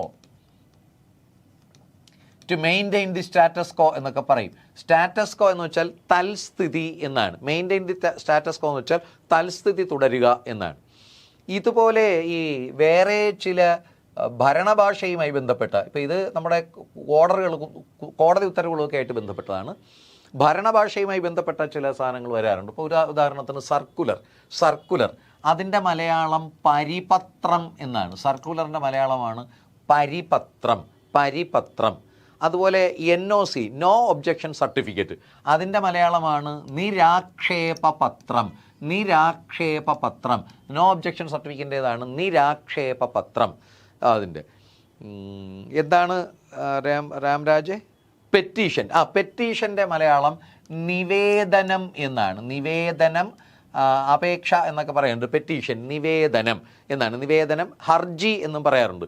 ഹർജി, നിവേദനം, ഇതെല്ലാം പെറ്റീഷൻ്റേതാണ്. അപ്പോൾ അതേപടി നമ്മൾ നേരത്തെ പറഞ്ഞല്ലോ, ചില വാക്കുകൾ അതേപടി തർജ്ജമ ചെയ്യാൻ ചോദിക്കാം, ചിലത് അതിന് തുല്യമായതും ചോദിക്കാം. അപ്പോൾ അടുത്ത ചോദ്യത്തിലേക്ക് കടക്കാം. റെഡിയാണല്ലോ? ശരി, അടുത്ത ചോദ്യം ഇതാ ഇങ്ങനെയാണ്: അറിയാനുള്ള ആഗ്രഹം എന്നതിൻ്റെ ഒറ്റപ്പദം. നമ്മൾ നേരത്തെ ചർച്ച ചെയ്തുകൊണ്ട് പെട്ടെന്ന് നിങ്ങൾക്ക് പറയാൻ കഴിയും. അറിയാനുള്ള ആഗ്രഹം ഒറ്റപ്പദം തന്നിരിക്കുന്നത് ജിജ്ഞാസ, വിവക്ഷ, ജ്ഞാനം, ശ്രേയം. ജിജ്ഞാസ, വിവക്ഷ, ജ്ഞാനം, ശ്രേയം. ചറപറോടുകൂടി വരികയാണ്. ശരിയാണ്, നിങ്ങളുടെ എല്ലാവരുടെ ഉത്തരം ശരി തന്നെയാണ്. ഓപ്ഷൻ എ, ജിജ്ഞാസ. അറിയാനുള്ള ആഗ്രഹം ജിജ്ഞാസ. നമ്മൾ നേരത്തെ കണ്ടു, അറിയാൻ ആഗ്രഹിക്കുന്നവൻ ജിജ്ഞാസു. അറിയാനുള്ള ആഗ്രഹം ജിജ്ഞാസ, അറിയാൻ ആഗ്രഹിക്കുന്നവൻ ജിജ്ഞാസു. അതുപോലെയാണ് വിവക്ഷ. വിവക്ഷ എന്ന വാക്കിൻ്റെ അർത്ഥം പറയാനുള്ള ആഗ്രഹം എന്നാണ്. വിവക്ഷ പറയാനുള്ള ആഗ്രഹം. പറയാൻ ആഗ്രഹിക്കുന്നവൻ വിവക്ഷു. പറയാനുള്ള ആഗ്രഹം വിവക്ഷ, ആഗ്രഹിക്കുന്നവൻ വിവക്ഷു. ജ്ഞാനം എന്ന വാക്കിൻ്റെ അർത്ഥം അറിവ് അല്ലേ, ജ്ഞാനം, വിജ്ഞാനം, അറിവ്. ശ്രേയം എന്ന വാക്കിൻ്റെ അർത്ഥം നല്ലത്, ശ്രേയസ്കരമായത്, നല്ലത്, മികച്ചത് എന്നൊക്കെയാണ്. അപ്പോൾ അറിയാനുള്ള ആഗ്രഹമാണ് ജിജ്ഞാസ, ആഗ്രഹിക്കുന്നവൻ ജിജ്ഞാസു. ഇനി ഇതൊക്കെ സംസ്കൃത ഒറ്റപ്പദങ്ങളാണ്. ചില സന്ദർഭങ്ങളിൽ നമുക്ക് മലയാള വാക്കുകളുടെ ഒറ്റപ്പദങ്ങൾ രൂപപ്പെടുത്തിയെടുക്കാൻ കഴിയും, നിർമ്മിച്ചെടുക്കാൻ കഴിയും. അതെങ്ങനെ എന്ന് നമുക്ക് നോക്കാം. 1-2 എക്സാമ്പിൾ പറയാം. ഒരു മലയാള വാക്ക് ആരംഭിക്കുന്നത് ഈ അല്ലെങ്കിൽ എ എന്നാണെന്ന് കരുതൂ. വാക്ക് ആരംഭിക്കുന്നത് ഈ അല്ലെങ്കിൽ എ ആണെങ്കിൽ ആ വാക്കിനെ സംബന്ധിക്കുന്ന ഒറ്റപ്പദം, അതുമായി ബന്ധപ്പെട്ടത്, അതിൻ്റെ ഭാവം, അതിൽ നിന്നുണ്ടായത്, അങ്ങനെ ആ വാക്കുമായി ബന്ധപ്പെട്ട ഒറ്റപ്പദം നിർമ്മിക്കാൻ വാക്കിനാദ്യമുള്ള ഈ എ അങ്ങ് കളയണം. എന്നിട്ട് പകരം ഐ ചേർക്കണം. തുടർന്ന് ആ വാക്കിൽ ബാക്കി എന്തുണ്ടോ അത് അതേപടി എഴുതണം. എന്നിട്ട് ഏറ്റവും അവസാനം ചിഹ്നമോ ചില്ലോ വന്നാൽ അങ്ങ് കളയണം. എന്നിട്ട് ഉച്ചാരണ സൗകര്യം അനുസരിച്ച് ഒന്നുകിൽ അല്ലെങ്കിൽ യം, അല്ലെങ്കിൽ വം, അല്ലെങ്കിൽ കം. ഇത് അമ്മിന് പകരം ഇം, ഇയം, ഇവം, ഇകം ഇങ്ങനെയുമാകാം. എക്സാമ്പിൾ പറയുമ്പോൾ നിങ്ങൾക്ക് മനസ്സിലാകും. ഒരു എക്സാമ്പിൾ പറയാം. ഇതിഹാസം. അപ്പോൾ ഇതിഹാസത്തെ സംബന്ധിക്കുന്നത്, ഇതിഹാസവുമായി ബന്ധപ്പെട്ടത്, ഇതിഹാസത്തിൻ്റെ ഭാവം എന്ന് വേണമെന്നിരിക്കട്ടെ. വാക്കിനാദ്യം ഈ, അപ്പോൾ അതെന്തായി മാറും? ഐ ആയി മാറും. ഇനി ബാക്കി അവിടെ ഉണ്ട് തീഹാസ, അത് അതേപടി എഴുതി. അവസാനത്തെ ചിഹ്നം അത് കളഞ്ഞു. ഇനി അതിനോടൊപ്പം ഏത് ചേർത്താൽ ശരിയാകും? ഈ കം. അപ്പോൾ ഇതിഹാസവുമായി ബന്ധപ്പെട്ടത് ഐതിഹാസികം. മറ്റൊരു വാക്ക് നോക്കൂ, നിരാശ. നിരാശയുമായി ബന്ധപ്പെട്ടത്, നിരാശയുടെ ഭാവം എന്ന് വേണമെന്നിരിക്കട്ടെ. വാക്കിനാദ്യം നീ, അപ്പോൾ അതെന്തായി മാറി? നൈ ആയി മാറി. ബാക്കി അതേപടി എഴുതി നൈരാശ. ഇനി ഏത് ചേർക്കണം? യം. നമ്മൾ വാക്കിനിടയിൽ യാ ചിഹ്നമായിട്ട് എഴുതുകയുള്ളൂ. നിരാശയുടെ ഭാവമാണ് നൈരാശ്യം. അപ്പോൾ വിഷമത്തിൻ്റെ ഭാവമാണ് വൈഷമ്യം. നിമിഷവുമായി ബന്ധപ്പെട്ടത് നൈമിഷികം. പിശാചുമായി ബന്ധപ്പെട്ടത് പൈശാചികം. ഇന്ത്യയുമായി ബന്ധപ്പെട്ടത് ഐന്ദ്രികം. ഹിന്ദുവുമായി ബന്ധപ്പെട്ടത് ഹൈന്ദവം. ഇസ്ലാമുമായി ബന്ധപ്പെട്ടത് ഐസ്ലാമികം. ക്രിസ്തുവുമായി ബന്ധപ്പെട്ടത് ക്രൈസ്തവം. നിഷ്ഠയുമായി ബന്ധപ്പെട്ടത് നൈഷ്ഠികം. ഇച്ഛയുമായി ബന്ധപ്പെട്ടത് ഐച്ഛികം, അല്ലെങ്കിൽ ഇച്ഛയുടെ ഭാവം ഐച്ഛികം. അതുകൊണ്ടാണ് ശിശുവിൻ്റെ ഭാവം ശൈശവം. അതെങ്ങനെയാണ്? സി മാറി ശൈയായി, ബാക്കി സ അതേപടി എഴുതി ശൈശ, അവസാനം വം ചേർത്തു, ശിശുവിൻ്റെ ഭാവം ശൈശവം. ധീരൻ്റെ ഭാവം ധൈര്യം, വീരൻ്റെ ഭാവം വൈര്യം, ശീതമുള്ള അവസ്ഥ ശൈത്യം. ഇത് ഈ മാത്രമല്ല, വന്നാലും ഇങ്ങനെ തന്നെയാണ്. അതാണ് സേന. സേനയുമായി ബന്ധപ്പെട്ടത്, സേനയിൽ നിന്നുണ്ടായത് സേനയുടെ ഭാവം. എന്തായി? സൈ ആയി മാറി, ബാക്കി അതേപടി എഴുതി സൈനികം. സേനയുമായി ബന്ധപ്പെട്ടത് സൈനികം. ചേതനയുമായി ബന്ധപ്പെട്ടത് ചൈതന്യം. കേരളവുമായി ബന്ധപ്പെട്ടത് കൈരളീയം. കേവലവുമായി ബന്ധപ്പെട്ടത് കൈവല്യം. അതുകൊണ്ടാണ് കേകയ രാജ്യത്തെ കുമാരിയെ കൈകേയി എന്ന് നമ്മൾ വിളിക്കുന്നത്. ചേതനയുടെ ഭാവം, ചേതന എന്ന് വെച്ചാൽ ജീവൻ, പ്രാണൻ. ചേതനയുടെ ഭാവമാണ് ചൈതന്യം. ഇങ്ങനെ വാക്കിനാദ്യം ഈയോ ഏയോ വന്നാൽ നമുക്ക് അങ്ങനെ ഒറ്റപ്പദം ഉണ്ടാക്കാം. അതുപോലെ വാക്കിനാദ്യം ഊവോ ഓയോ വന്നാൽ, ഊ അല്ലെങ്കിൽ ഓ വന്നാൽ നേരത്തെ പറഞ്ഞ പോലെ ഐക്ക് പകരം ഔ ആക്കുക, ബാക്കി അതേപടി എഴുതുക, മറ്റേ യം വം കം ചേർക്കുക. ഉദാഹരണത്തിന് ഉദ്യോഗം. ഉദ്യോഗത്തെ സംബന്ധിക്കുന്നത് ഔ ആയി ഔദ്യോഗികം. ഉപചാരവുമായി ബന്ധപ്പെട്ടത് ഔപചാരികം. ഉന്നതമായ അവസ്ഥ ഔന്നത്യം, ഉചിതമായ അവസ്ഥ ഔചിത്യം. അതുകൊണ്ടാണ് പുരാണവുമായി ബന്ധപ്പെട്ടത് പൗരാണികം, സുഖവുമായി ബന്ധപ്പെട്ടത് സൗഖ്യം. ഗുരുവിൻ്റെ ഭാവം ഗൗരവം, യുവാവിൻ്റെ ഭാവം യൗവനം. പുരാണവുമായി ബന്ധപ്പെട്ടത് പൗരാണികം, കുമാരൻ്റെ ഭാവം കൗമാരം. ഇതെല്ലാം ഊവിനെ നമ്മൾ ഔ ആക്കി മാറ്റുന്നതാണ്. അങ്ങനെ ഊ അല്ലെങ്കിൽ ഓ ആരംഭിക്കുന്നതിനെ നമുക്ക് അങ്ങനെ എഴുതാൻ കഴിയും. അതുകൊണ്ടാണ് ദ്രോണൻ, ദ്രൗണി എന്നെല്ലാം പറയുന്നത്. കോസലം, കൗസല്യ എന്നെല്ലാം പറയും. കോസല രാജ്യത്തെ കുമാരിയാണ് കൗസല്യ. ഇങ്ങനെ ഒറ്റപ്പദങ്ങൾ നമുക്ക് നിർമ്മിച്ചെടുക്കാൻ കഴിയും. അപ്പോൾ നമുക്ക് അടുത്ത ചോദ്യത്തിലേക്ക് കടക്കാം. നിങ്ങൾ റെഡിയാണ്? അടുത്ത ചോദ്യം ഇങ്ങനെയാണ്: പക്ഷിക്കൂട് എന്ന പദത്തിൻ്റെ പര്യായം ചുവടെ നൽകിയിരിക്കുന്നവയിൽ നിന്നും കണ്ടെത്തുക. പക്ഷിക്കൂട് എന്ന പദത്തിൻ്റെ പര്യായം: അഖം, നീടം, കന്തളം, നിടിലം. ഇതിലേതാണ് പക്ഷിക്കൂട്? ശ്രീപ്രിയയ്ക്ക് ബി ആണ്. ബി ബി ബി ബി എല്ലാവരും, അഭിലാഷ്, ഓക്കെ, അപർണ, എല്ലാവരും താങ്ക് യു. നിങ്ങളുടെ ഉത്തരം ശരി തന്നെയാണ്. Option B. മിടുക്കികൾ, കൺഗ്രാറ്റ്സ്. ഓപ്ഷൻ ബി നീടം എന്നതാണ്. പക്ഷിക്കൂട് എന്നർത്ഥം വരുന്ന വാക്ക് ഇവിടെ നീടം എന്നതാണ്. നീടം. ഇനി മറ്റു വാക്കുകൾ നോക്കിയാൽ അഖം, ആ വാക്കിൻ്റെ അർത്ഥം ദുഃഖം അല്ലെങ്കിൽ മോശപ്പെട്ടത്, ചീത്തയായത് എന്നൊക്കെയാണ്. അഖം. എന്നാൽ അഹം എന്ന വാക്കിൻ്റെ അർത്ഥം ഞാൻ, സെൽഫ് എന്നൊക്കെയാണ്. അഹം, ഇത് അഖം, ദുഃഖം, മോശം എന്നൊക്കെയാണ്. കന്തളം, ആ വാക്കിൻ്റെ അർത്ഥം ചെറിയ മുകുളം, പൊടിപ്പ് എന്നാണ്, ചെറിയ മുകുളം എന്നാണ് കന്തളം. നിഡിലം, ആ വാക്കിന് നെറ്റിത്തടം എന്നാണ് അർത്ഥം. നിഡിലം എന്ന് വെച്ചാൽ നെറ്റിത്തടം. ഇവിടെ നീടം എന്നതാണ് പക്ഷിക്കൂട്. പക്ഷിക്കൂട് എന്നർത്ഥം വരുന്ന വേറൊരു വാക്കാണ് കുലായം. കുലായം. പഞ്ചരം, പഞ്ചരത്തിന് പക്ഷിക്കൂടെന്നല്ല കൂട് എന്ന് പറയുന്നതാണ്. അസ്ഥി പഞ്ചരം എന്നൊക്കെ പറയും, ശരപഞ്ചരം എന്നൊക്കെ പറയുന്നു. കൂട് എന്നർത്ഥം വരുന്നതാണ്. കുലായം, പഞ്ചരം, നീടം ഇതെല്ലാം പക്ഷിക്കൂട് എന്നർത്ഥം വരുന്നതാണ്. അഖം എന്ന വാക്കിൻ്റെ അർത്ഥം ദുഃഖം, ചീത്തയായത്, മോശപ്പെട്ടത് എന്നൊക്കെയാണ്. കന്തളം എന്ന വാക്കിന് ചെറിയ മുകുളം, പൊടിപ്പ് എന്നൊക്കെയാണ്. നിഡിലം എന്ന വാക്കിന് നെറ്റിത്തടം. നെറ്റി എന്നർത്ഥം വരുന്ന വേറെ വാക്കുകളാണ് ഫാലം, ഫാലം, ലലാടം, ഫാലം, ലലാടം, നിഡിലം ഇതെല്ലാം നെറ്റിത്തടം എന്നർത്ഥം വരുന്നതാണ്. അതുകൊണ്ടാണ് പരമശിവനെ ഫാലനേത്രൻ, ലലാടനേത്രൻ, നിഡിലനേത്രൻ എന്നെല്ലാം പറയുന്നത്. നിഡിലത്തിൽ നേത്രമുള്ളവൻ എന്നർത്ഥത്തിലാണ്. അപ്പം നീടം, ആ വാക്കിൻ്റെ അർത്ഥം പക്ഷിക്കൂട് എന്നാണ്, പക്ഷിക്കൂട്. എന്നാൽ നീഡജം, നീഡജം, ആ വാക്കിൻ്റെ അർത്ഥം നീടത്തിൽ ജനിച്ചത്, പക്ഷിക്കൂട്ടിൽ ജനിച്ചത് പക്ഷി എന്നാണ്. നീടം പക്ഷിക്കൂടാണ്, നീഡജം പക്ഷിക്കൂട്ടിൽ ജനിച്ചത് പക്ഷി എന്നാണ്, നീഡജം. എന്നാൽ ഉഡജം എന്നൊരു വാക്കുണ്ട്. ഉഡജം, ഈ രണ്ട് ഡാ തമ്മിലുള്ള വ്യത്യാസം ശ്രദ്ധിക്കുമല്ലോ. നീഡജം പക്ഷിക്കൂടാണ്, ക്ഷമിക്കണം, നീഡജം പക്ഷിയാണ്. എന്നാൽ ഉഡജം എന്ന വാക്കിൻ്റെ അർത്ഥം ആശ്രമം എന്നാണ്. ഉഡജം, ആശ്രമം. അതുകൊണ്ടാണ് പണ്ട് കുമാരനാശാൻ പറഞ്ഞത്, അതിചിന്ത വഹിച്ച് ചെയ്ത പോയി സ്ഥിതി ചെയ്താൽ ഉടജാന്തവാടിയിൽ. ഉടജാന്തവാടി, ഈ ആശ്രമത്തിൻ്റെ സമീപത്തുള്ള തോട്ടത്തിൽ, ഈ പൂങ്കാവനത്തിൽ. ഇതാണ് ഉഡജം, ആ വാക്കിൻ്റെ അർത്ഥം ആശ്രമം എന്നാണ്. നീഡജമാകട്ടെ പക്ഷി, ഉഡജം ആശ്രമമാണ്. അങ്ങനെയാണെങ്കിൽ ജലജം എന്ന വാക്കിൻ്റെ അർത്ഥം എന്താ? ജലജം. ഉഡജം ആശ്രമമാണ്. ജലജം എന്ന വാക്കിൻ്റെ അർത്ഥം ജലത്തിൽ നിന്ന് ജനിച്ചത്.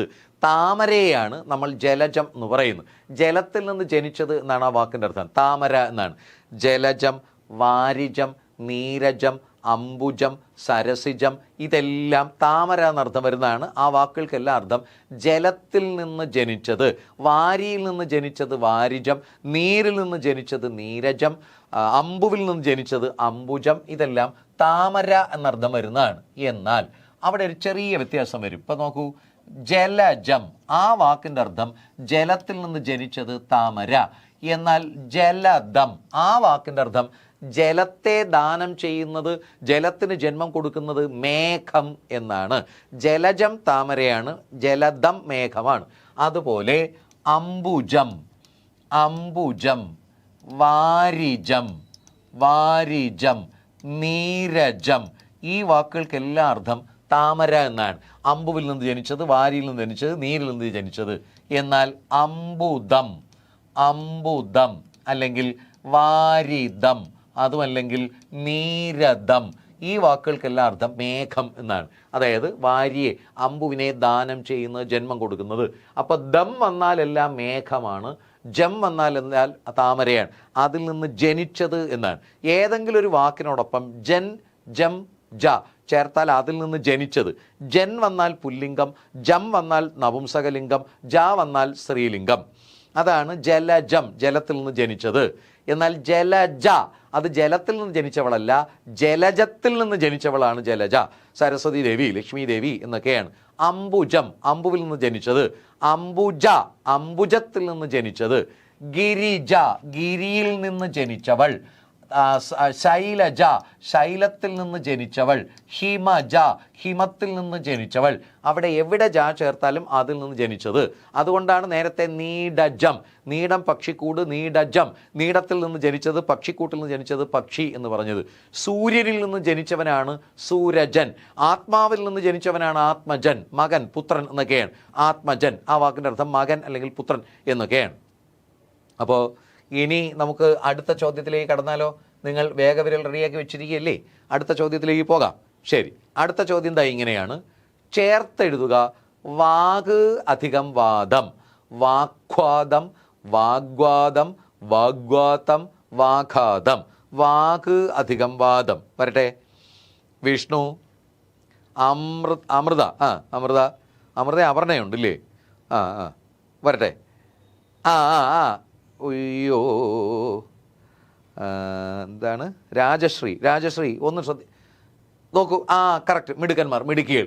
നിങ്ങളുടെ option B, sorry option C എന്ന് ഇതിൽ കൊടുത്തിരിക്കുന്നു, പക്ഷേ ഓപ്ഷൻ ഇത് അതിലിപ്പോൾ ടൈപ്പിങ്ങിലെ മിസ്റ്റേക്കാണ്. ഈ ബി മേളിൽ വരേണ്ടതാണ്. ഇപ്പം ഇതിലെ ഓപ്ഷൻ സി വാഗ്വാദം, വാഗ് അധികം വാദം, വാഗ്വാദം. അതായത് ഈ കകാരം പോയി ഗകാരം വരും, അങ്ങനെയാണ് വാഗ്വാദമാകുന്നത്.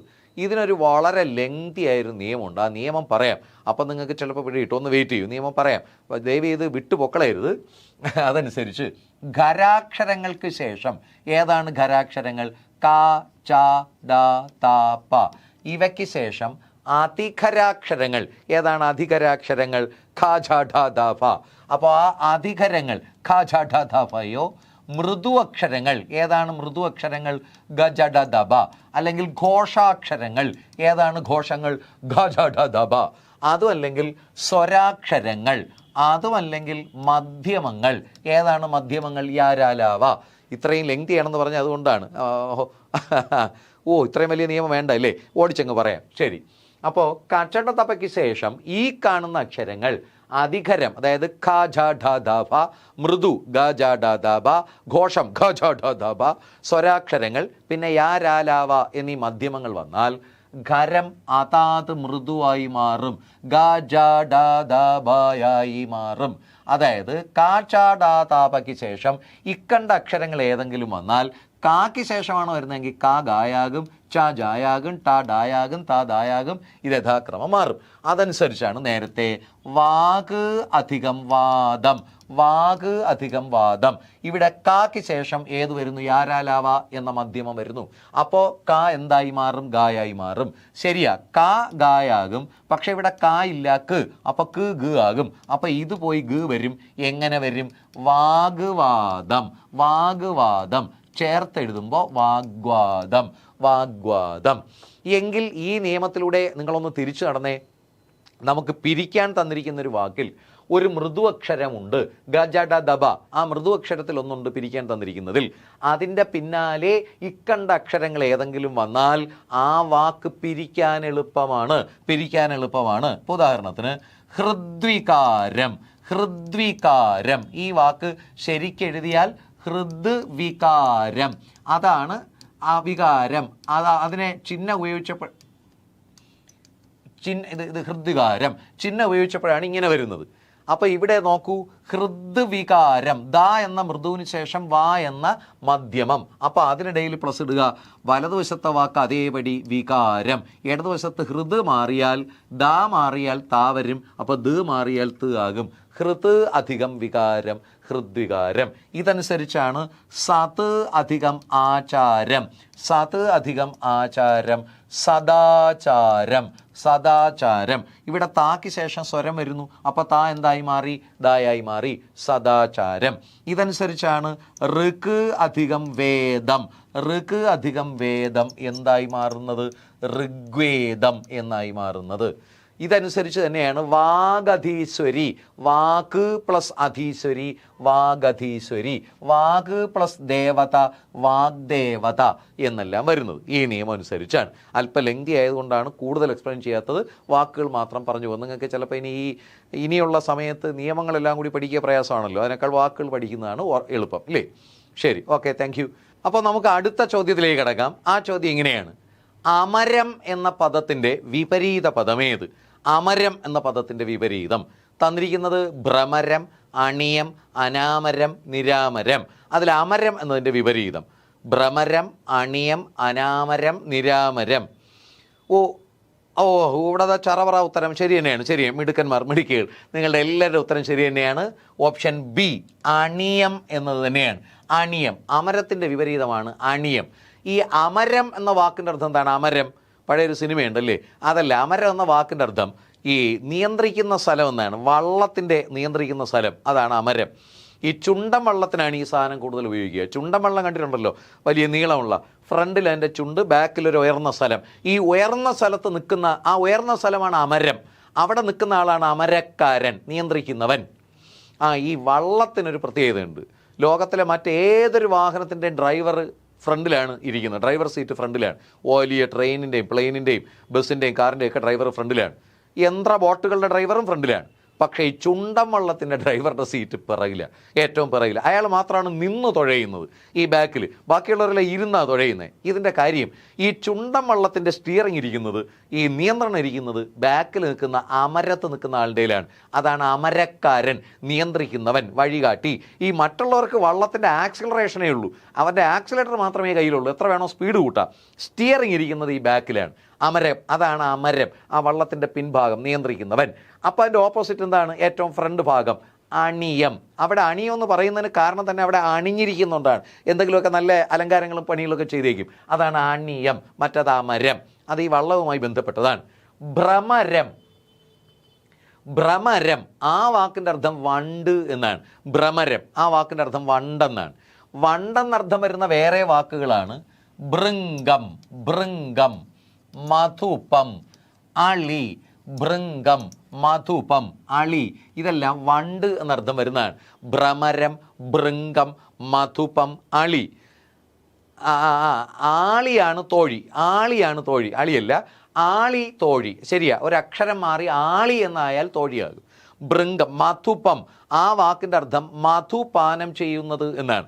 മധുപം എന്ന വാക്കിൻ്റെ അർത്ഥം അങ്ങനെയാണ്, മധുപാനം ചെയ്യുന്നത്, തേൻ കുടിക്കുന്നത്, തേൻ കുടിച്ച് ജീവിക്കുന്നത്. നാളെ നമ്മളിൽ ഒരാൾ തേൻ കുടിച്ച് ജീവിച്ചാൽ നമ്മൾമാർ തന്നെയാണ്, മധുപം തന്നെയാണ്. അപ്പോൾ ഭ്രമരം, ഭൃംഗം, മധുപം, അളി ഇതെല്ലാം വണ്ടാണ്. എന്നാൽ അണിയം എന്ന വാക്കിൻ്റെ അർത്ഥം വള്ളത്തിൻ്റെ മുൻഭാഗം, അതിൻ്റെ വിപരീതമാണ് അമരം. അനാമരം, നിരാമരം എന്നീ വാക്കുകളൊന്നും കാണുന്നില്ല. എന്നാൽ അനാമയം എന്നൊരു വാക്കുണ്ട്, അനാമയം എന്നൊരു വാക്കുണ്ട്. അതുപോലെ നിരാമയം എന്നൊരു വാക്കുമുണ്ട്. അനാമയം, നിരാമയം ഇത് രണ്ടുമുണ്ട്. ആമയം എന്ന വാക്കിൻ്റെ അർത്ഥം ദുഃഖം എന്നാണ്. ആമയം ആ വാക്കിന് ദുഃഖം, സങ്കടം എന്നൊക്കെയാണ്. അതിൻ്റെ ഓപ്പോസിറ്റാണ് ഈ രണ്ട് വാക്കുകൾ വരുന്നത്. അനാമയം, നിരാമയം, ദുഃഖമില്ലാത്തത്, കള്ളമില്ലാത്തത് എന്നൊക്കെ അർത്ഥമാണ്. അപ്പോൾ നമുക്ക് അടുത്ത ചോദ്യത്തിലേക്ക് പോയാലോ? റെഡിയല്ലേ? ശരി, അടുത്ത ചോദ്യം ദാ ഇങ്ങനെയാണ്. ചുവടെ ചേർത്തിരിക്കുന്നവയിൽ നിന്ന് പഴഞ്ചൊല്ല് കണ്ടെത്തുക. ചുവടെ ചേർത്തിരിക്കുന്നവയിൽ നിന്ന് പഴഞ്ചൊല്ല് കണ്ടെത്തുക. അധികമായാൽ അമൃതും വിഷം, ഞെട്ടില്ല വട്ടയില, ഭഗീരഥ പ്രയത്നം, മനസാ വാച കർമ്മണ. സേതുലക്ഷ്മി, പ്രണവ്, ശ്രദ്ധയാണോ? ശ്രദ്ധ. നിങ്ങളുടെയൊക്കെ ഉത്തരം ശരി തന്നെയാണ്. ഓപ്ഷൻ എ, അധികമായാൽ അമൃതും വിഷം, അതാണ് പഴഞ്ചൊല്ല്. ഓപ്ഷൻ എ, അധികമായാൽ അമൃതും വിഷം. ബാക്കിയൊക്കെ അപ്പോൾ പിന്നെ ഏതാ വരുന്നത്? നോക്കൂ, ഞെട്ടില്ല വട്ടയില, അതൊരു കടങ്കഥയാണ്. അതിൻ്റെ ഉത്തരം എന്താണ്? പപ്പടം എന്നാണ്. ഭഗീരഥ പ്രയത്നം, അതൊരു ശൈലിയാണ്, അതുകൊണ്ട് ഉദ്ദേശിക്കുന്നത് കഠിന പ്രയത്നം എന്നാണ്. മനസാ വാച കർമ്മണ, അതൊരു പ്രയോഗമാണ്, മനസ്സുകൊണ്ടോ വചസ്സുകൊണ്ടോ കർമ്മം കൊണ്ടോ, അതാണ് മനസാ വാച കർമ്മണ. ഇവിടെ പഴഞ്ചൊല്ല് അധികമായാൽ അമൃതും വിഷം എന്നുള്ളതാണ്.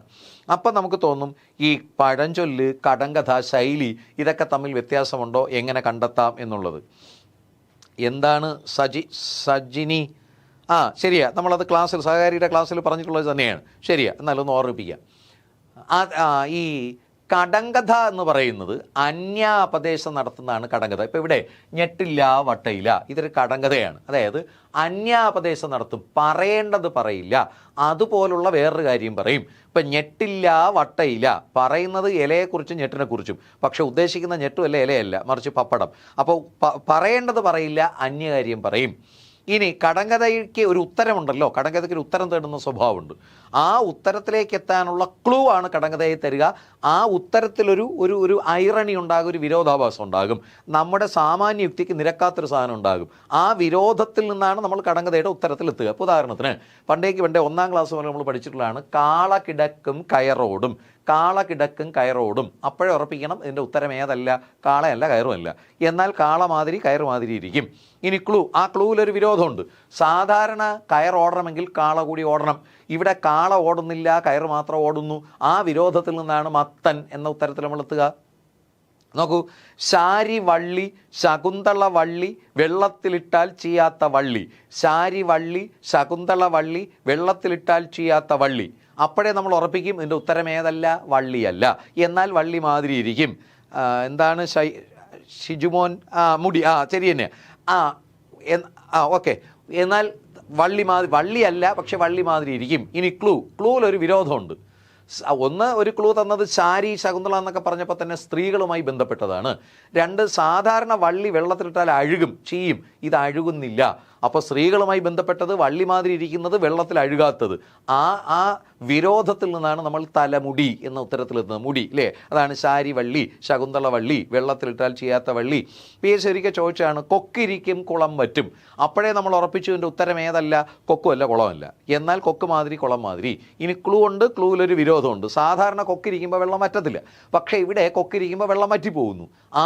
ആ വിരോധത്തിൽ നിന്നാണ് നമ്മൾ വിളക്ക് എന്ന ഉത്തരത്തിലെത്തുക അല്ലേ. വിളക്ക് എന്ന്, അതെ, നിലവിളക്ക് തന്നെ വേണമെന്നില്ല, ഏതായാലും മതിയോ.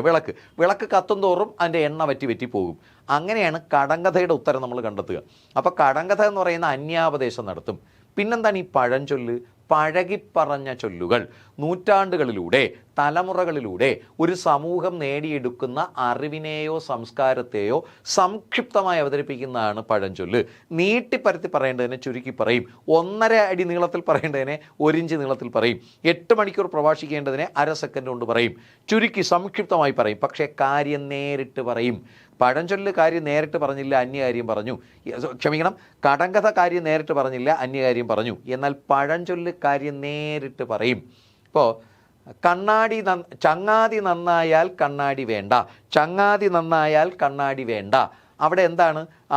സുഹൃത്തുക്കൾ, നമ്മുടെ സ്വഭാവം അറിയാനുള്ള ഉപകരണമാണ് സുഹൃത്തുക്കൾ. ഇപ്പോൾ നമ്മുടെ മുഖത്തിൻ്റെ ഷേപ്പ് കാണാനുള്ള, മുഖം കാണാനുള്ള ഉപകരണമാണ് കണ്ണാടി. കാരണം മുഖം നമുക്ക് നേരിട്ട് കാണാൻ പറ്റില്ല കണ്ണാടിയിലൂടെ.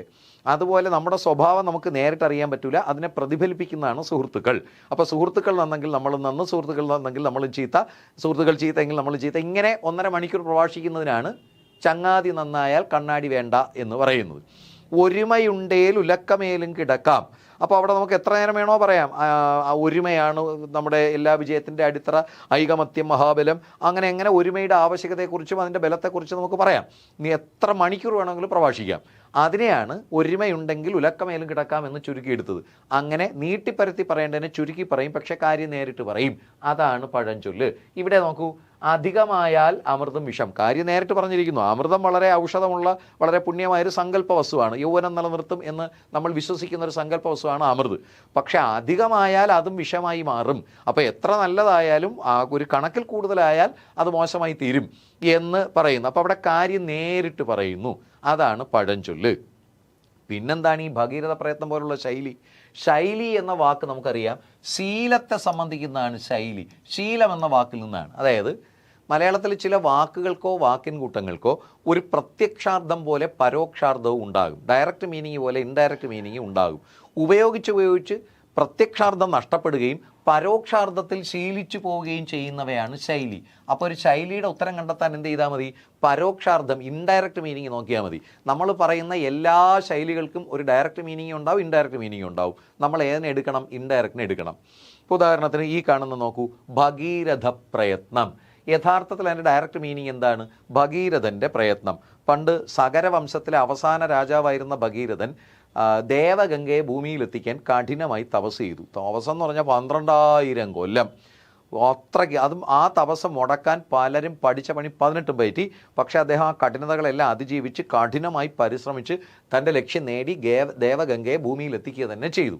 ഇതാണ് ഭഗീരഥ പ്രയത്നം, ഭഗീരഥൻ്റെ പ്രയത്നം. പക്ഷേ പ്രയോഗിച്ച് ഭഗീരഥനും ഗംഗയൊക്കെ അങ്ങ് പോയി. ഇപ്പോൾ അതിൻ്റെ ഇൻഡയറക്റ്റ് മീനിങ്ങിലാണ് പ്രയോഗിക്കുന്നത്.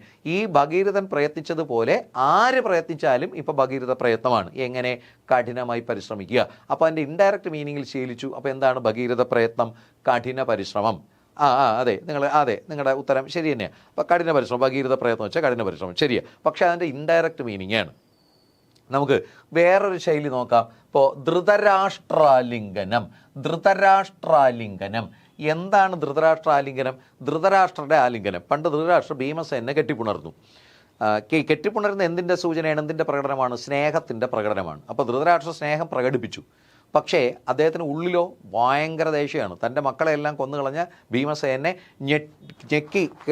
കെട്ടിപ്പുണരുന്നു എന്ന വ്യാജേനെ ഞെരിച്ചമർത്തി കൊന്നുകളയണം. അപ്പോൾ ധൃതരാഷ്ട്രക്ക് ഭീമസേനോട് ഭയങ്കര ദേഷ്യമാണ്, ഉള്ളു നിറയെ ദേഷ്യമാണ്. പക്ഷേ പുറമെ എന്ത് ചെയ്തു? സ്നേഹം അങ്ങ് പ്രകടിപ്പിച്ചു. അതാണ് ധൃതരാഷ്ട്രാലിംഗനം. തൻ്റെ ഉള്ളിലെ ദേഷ്യം മറച്ചു വെച്ചിട്ട് പുറമേ സ്നേഹം പ്രകടിപ്പിച്ചു. പക്ഷേ പറഞ്ഞ് പ്രയോഗിച്ച് ഇപ്പോൾ ധൃതരാഷ്ട്രം ഭീമസേനൊക്കെ അങ്ങ് പോയി. ഇപ്പോൾ ആരതുപോലെ പ്രവർത്തിച്ചാലും അത് ധൃതരാഷ്ട്രാലിംഗനമാണ്. എങ്ങനെ? ഉള്ളിൽ ദേഷ്യം വെച്ചിട്ട് പുറമേ സ്നേഹം നടിക്കുക. അതാണ് ശൈലി. ശൈലിയുടെ ഉത്തരം കണ്ടെത്തുന്നത് അങ്ങനെയാണ്. അപ്പോൾ മറ്റൊരു ശൈലി നോക്കൂ. അജഗളസ്തനം അല്ലെങ്കിൽ അജാഗളസ്തനം. അജഗളസ്തനം. അജം എന്താ? അജം ആട്. ഗളം എന്താ? ഗളം കഴുത്ത്. സ്തനം അകിട്. അപ്പോൾ അജഗളസ്തനം ആടിൻ്റെ കഴുത്തിലുള്ള എന്താണ്? അല്ല ഗജം അല്ല, അത് ഞാൻ പറയാതെ വന്നതാണ്. ഗജം വേണ്ട, അജം. ഗജം ആനയാണ്. ഗജം ആന. ഇവിടെ അജം മതി. അജം ആട്, ഗളം ഗജമല്ല ഗളം അത് കഴുത്ത്, സ്തനം അകിട്. അപ്പോൾ അജഗളസ്തനം ആടിൻ്റെ കഴുത്തിലുള്ള അകിട്. നോക്കൂ, ആടിനും പശുവിനുമൊക്കെ അതാണ് ഡയറക്റ്റ് മീനിങ്. ആടിൻ്റെ കഴുത്തിലുള്ള അകിട്. ആടിനും പശുവിനൊക്കെ അകിടുണ്ട്. ഈ അകിടിൻ്റെ ഉപയോഗം എന്താണ്? പാല് കറക്കാം. യഥാസ്ഥാനത്ത് അകിട് വന്നാൽ പാല് കറക്കാം. കഴുത്തിൽ 2 അകിട് എന്തെങ്കിലും ഉപയോഗമുണ്ടോ? ആടിൻ്റെ കഴുത്തിൽ 2 അകിട് വന്നുകൊണ്ട് യഥാസ്ഥാനത്ത് അകിട് വന്നാൽ പാല് കറക്കാം. കഴുത്തിൽ അകിട് വന്നുകൊണ്ട് ഒരു ഉപയോഗമില്ല, ചുമ്മാ അലങ്കാരത്തിന് കൊണ്ടു കിടക്കാം എന്നുള്ളതേ ഉള്ളൂ. അപ്പോൾ അതിൻ്റെ ഇൻഡയറക്റ്റ് മീനിങ് എന്താണ്? ഉപയോഗമില്ലാത്ത വസ്തു, പ്രയോജനമില്ലാത്ത വസ്തു. അതാണ് അജഗളസ്തനം അല്ലെങ്കിൽ അജാഗളസ്തനം. അങ്ങനെയാണ് നമ്മൾ ശൈലിയുടെ ഉത്തരം കണ്ടെത്തുന്നത്. അങ്ങനെയാണ്. അപ്പോൾ നമുക്ക് അടുത്ത ചോദ്യത്തിലേക്ക് പോയാലോ? എല്ലാവരും റെഡി തന്നെയല്ലേ? ശരി, ഓക്കെ, സെറ്റാണ്. ഏതാണ്? അജഗജാന്തരം. പറയാം. അജഗജാന്തരം. ആ ശൈലി എങ്ങനെയാണ്? അതിൻ്റെ ഉത്തരം നിങ്ങൾക്ക് എല്ലാവർക്കും അറിയാം. എന്തുകൊണ്ടാണ് ആ ശൈലിയുടെ ഉത്തരം അങ്ങനെ വരുന്നത്? അജം എന്താ? അജം ആട്, ഗജം ആന, അന്തരം വ്യത്യാസം. അപ്പോൾ അജഗജ അന്തരം ആനയും ആടും തമ്മിലുള്ള വ്യത്യാസം. പക്ഷെ പ്രയോഗിച്ച് ആനയും ആടുമൊക്കെ അങ്ങ് പോയി. ഇപ്പോൾ ആനയെ ആടിനെ കമ്പയർ ചെയ്യാനല്ല അജഗജാന്തരം ഉപയോഗിക്കുന്നത്. അത്തരത്തിൽ വലിയ വ്യത്യാസമുള്ള എന്തിനെ കമ്പയർ ചെയ്യാൻ അജഗജാന്തരം എന്ന് പറയും. അപ്പോൾ എന്താണ് അജഗജാന്തരം? വലിയ വ്യത്യാസം. പറയുമ്പോൾ ഒരേ മാതിരി ഇരിക്കും. അജം, ഗജം, ആന, ആട് പറയുമ്പോൾ ഒരേ മാതിരിയാണ്. പക്ഷേ ആന എവിടെ കിടക്കുന്നു, ആടെവിടെ കിടക്കുന്നു, തമ്മിലൊരു ബന്ധവുമില്ല, വലിയ വ്യത്യാസം. അതാണ് അജഗജാന്തരം. ഓക്കെ, അപ്പോൾ നമുക്ക് അടുത്ത ചോദ്യത്തിലേക്ക് കിടക്കാം. ശരി, അടുത്ത ചോദ്യം എന്താ? ഇങ്ങനെയാണ്. ശരി ഉത്തരം തിരഞ്ഞെടുക്കുക. താവഴി.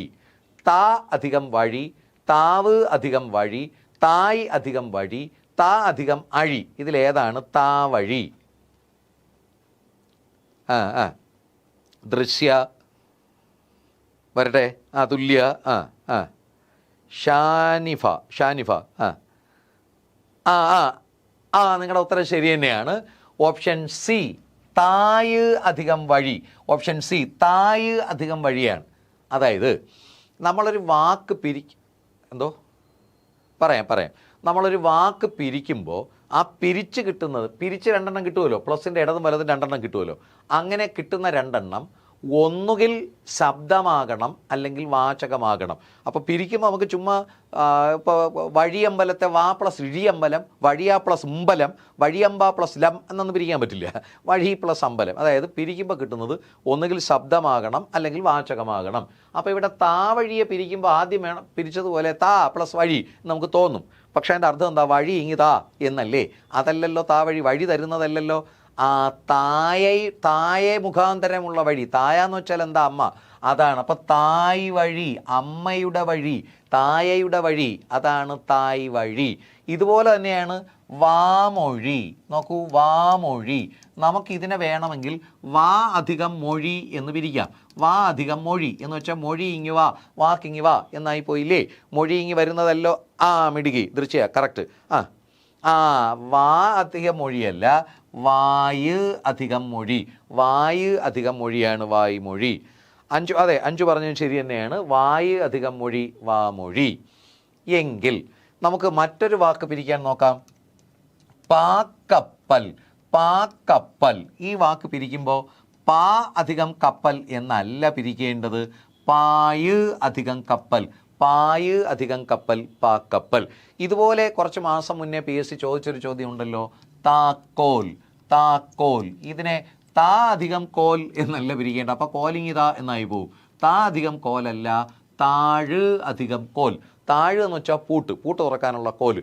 താഴ് അധികം കോലാണ് താക്കോൽ, താഴ് അധികം കോൽ. എങ്കിൽ നമുക്ക് വേറെ ചില വാക്കുകൾ നോക്കിയാലോ. നോക്കൂ, പാമരം, പാമരം.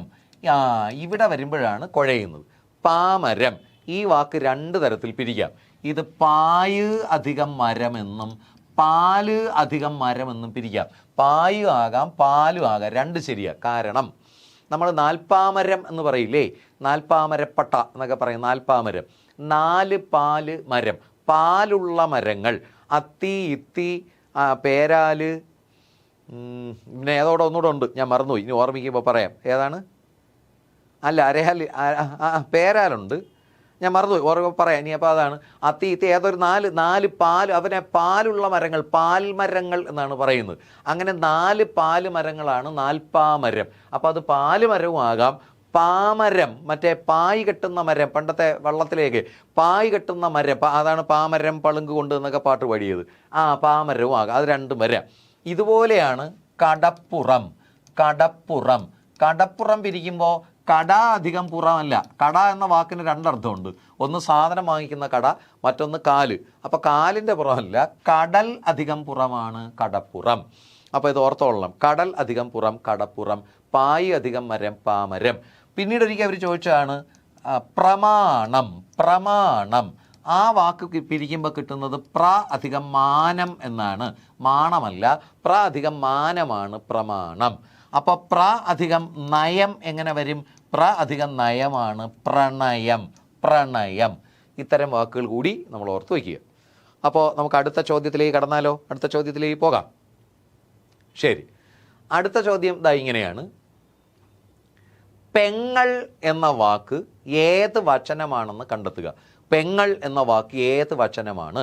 ബഹുവചനം, ഏകവചനം, ദ്വിവചനം, അനേകവചനം. പെങ്ങൾ. ഇവിടെ പിന്നെ എല്ലാവർക്കും ഏകകണ്ഠമായ മറുപടിയാണ്. ആരും ബി മാത്രമേ ഉള്ളൂ. ശരിയാ, മിടുക്കന്മാർ മിടുക്കികൾ. നിങ്ങളുടെ ആൻസർ കറക്റ്റ് തന്നെയാണ്. ആൻസർ ബി, ഏകവചനമാണ് പെങ്ങൾ. മലയാളത്തിൽ വചനപ്രത്യയങ്ങളുണ്ട് അല്ലേ? വചനം മാറ്റാൻ, അതായത് ഏകവചനത്തെ ബഹുവചനമാക്കാൻ ഉപയോഗിക്കുന്ന പ്രത്യയങ്ങളാണ് വചനപ്രത്യയങ്ങൾ. 3 വചനപ്രത്യയങ്ങളാണ് മലയാളത്തിലുള്ളത്. കൾ, അർ, മാർ. കൾ, അർ, മാർ. ഇതിലേതെങ്കിലും ഒന്ന് ചേർത്താണ് മലയാളത്തിലെ എല്ലാ വാക്കുകളും ബഹുവചനമാക്കുന്നത്. അഥവാ മലയാളത്തിലൊരു ബഹുവചന വാക്കെടുത്താൽ ഇതിലൊരെണ്ണം അവിടെ ഉണ്ടാകും. ഇപ്പം പേന, പേന, അതിൻ്റെ ബഹുവചനമാണ് പേനകൾ. മേശകൾ, ആളുകൾ, കുട്ടികൾ, ബുക്കുകൾ, മനുഷ്യർ, അധ്യാപകർ, നാട്ടുകാർ, വീട്ടുകാർ, മനുഷ്യന്മാർ, അധ്യാപകന്മാർ, ഗോപന്മാർ, ഗോപികമാർ, ഇതെല്ലാം കൾ, അർ, മാർ. ഇത് 3 ചേർത്തിട്ടാണ് ബഹുവചനം നിർമ്മിക്കുക. അതുകൊണ്ടാണ് ഇതിനെ വചനപ്രത്യയങ്ങളെന്ന് പറയുന്നത്. മലയാളത്തിലെ വചനപ്രത്യയങ്ങളാണ് ഈ കൾ, അർ, മാർ. ഇതിലേതെങ്കിലും ഒന്ന് ചേർത്താൽ ഏത് മലയാള നാമവും ബഹുവചനമാകും.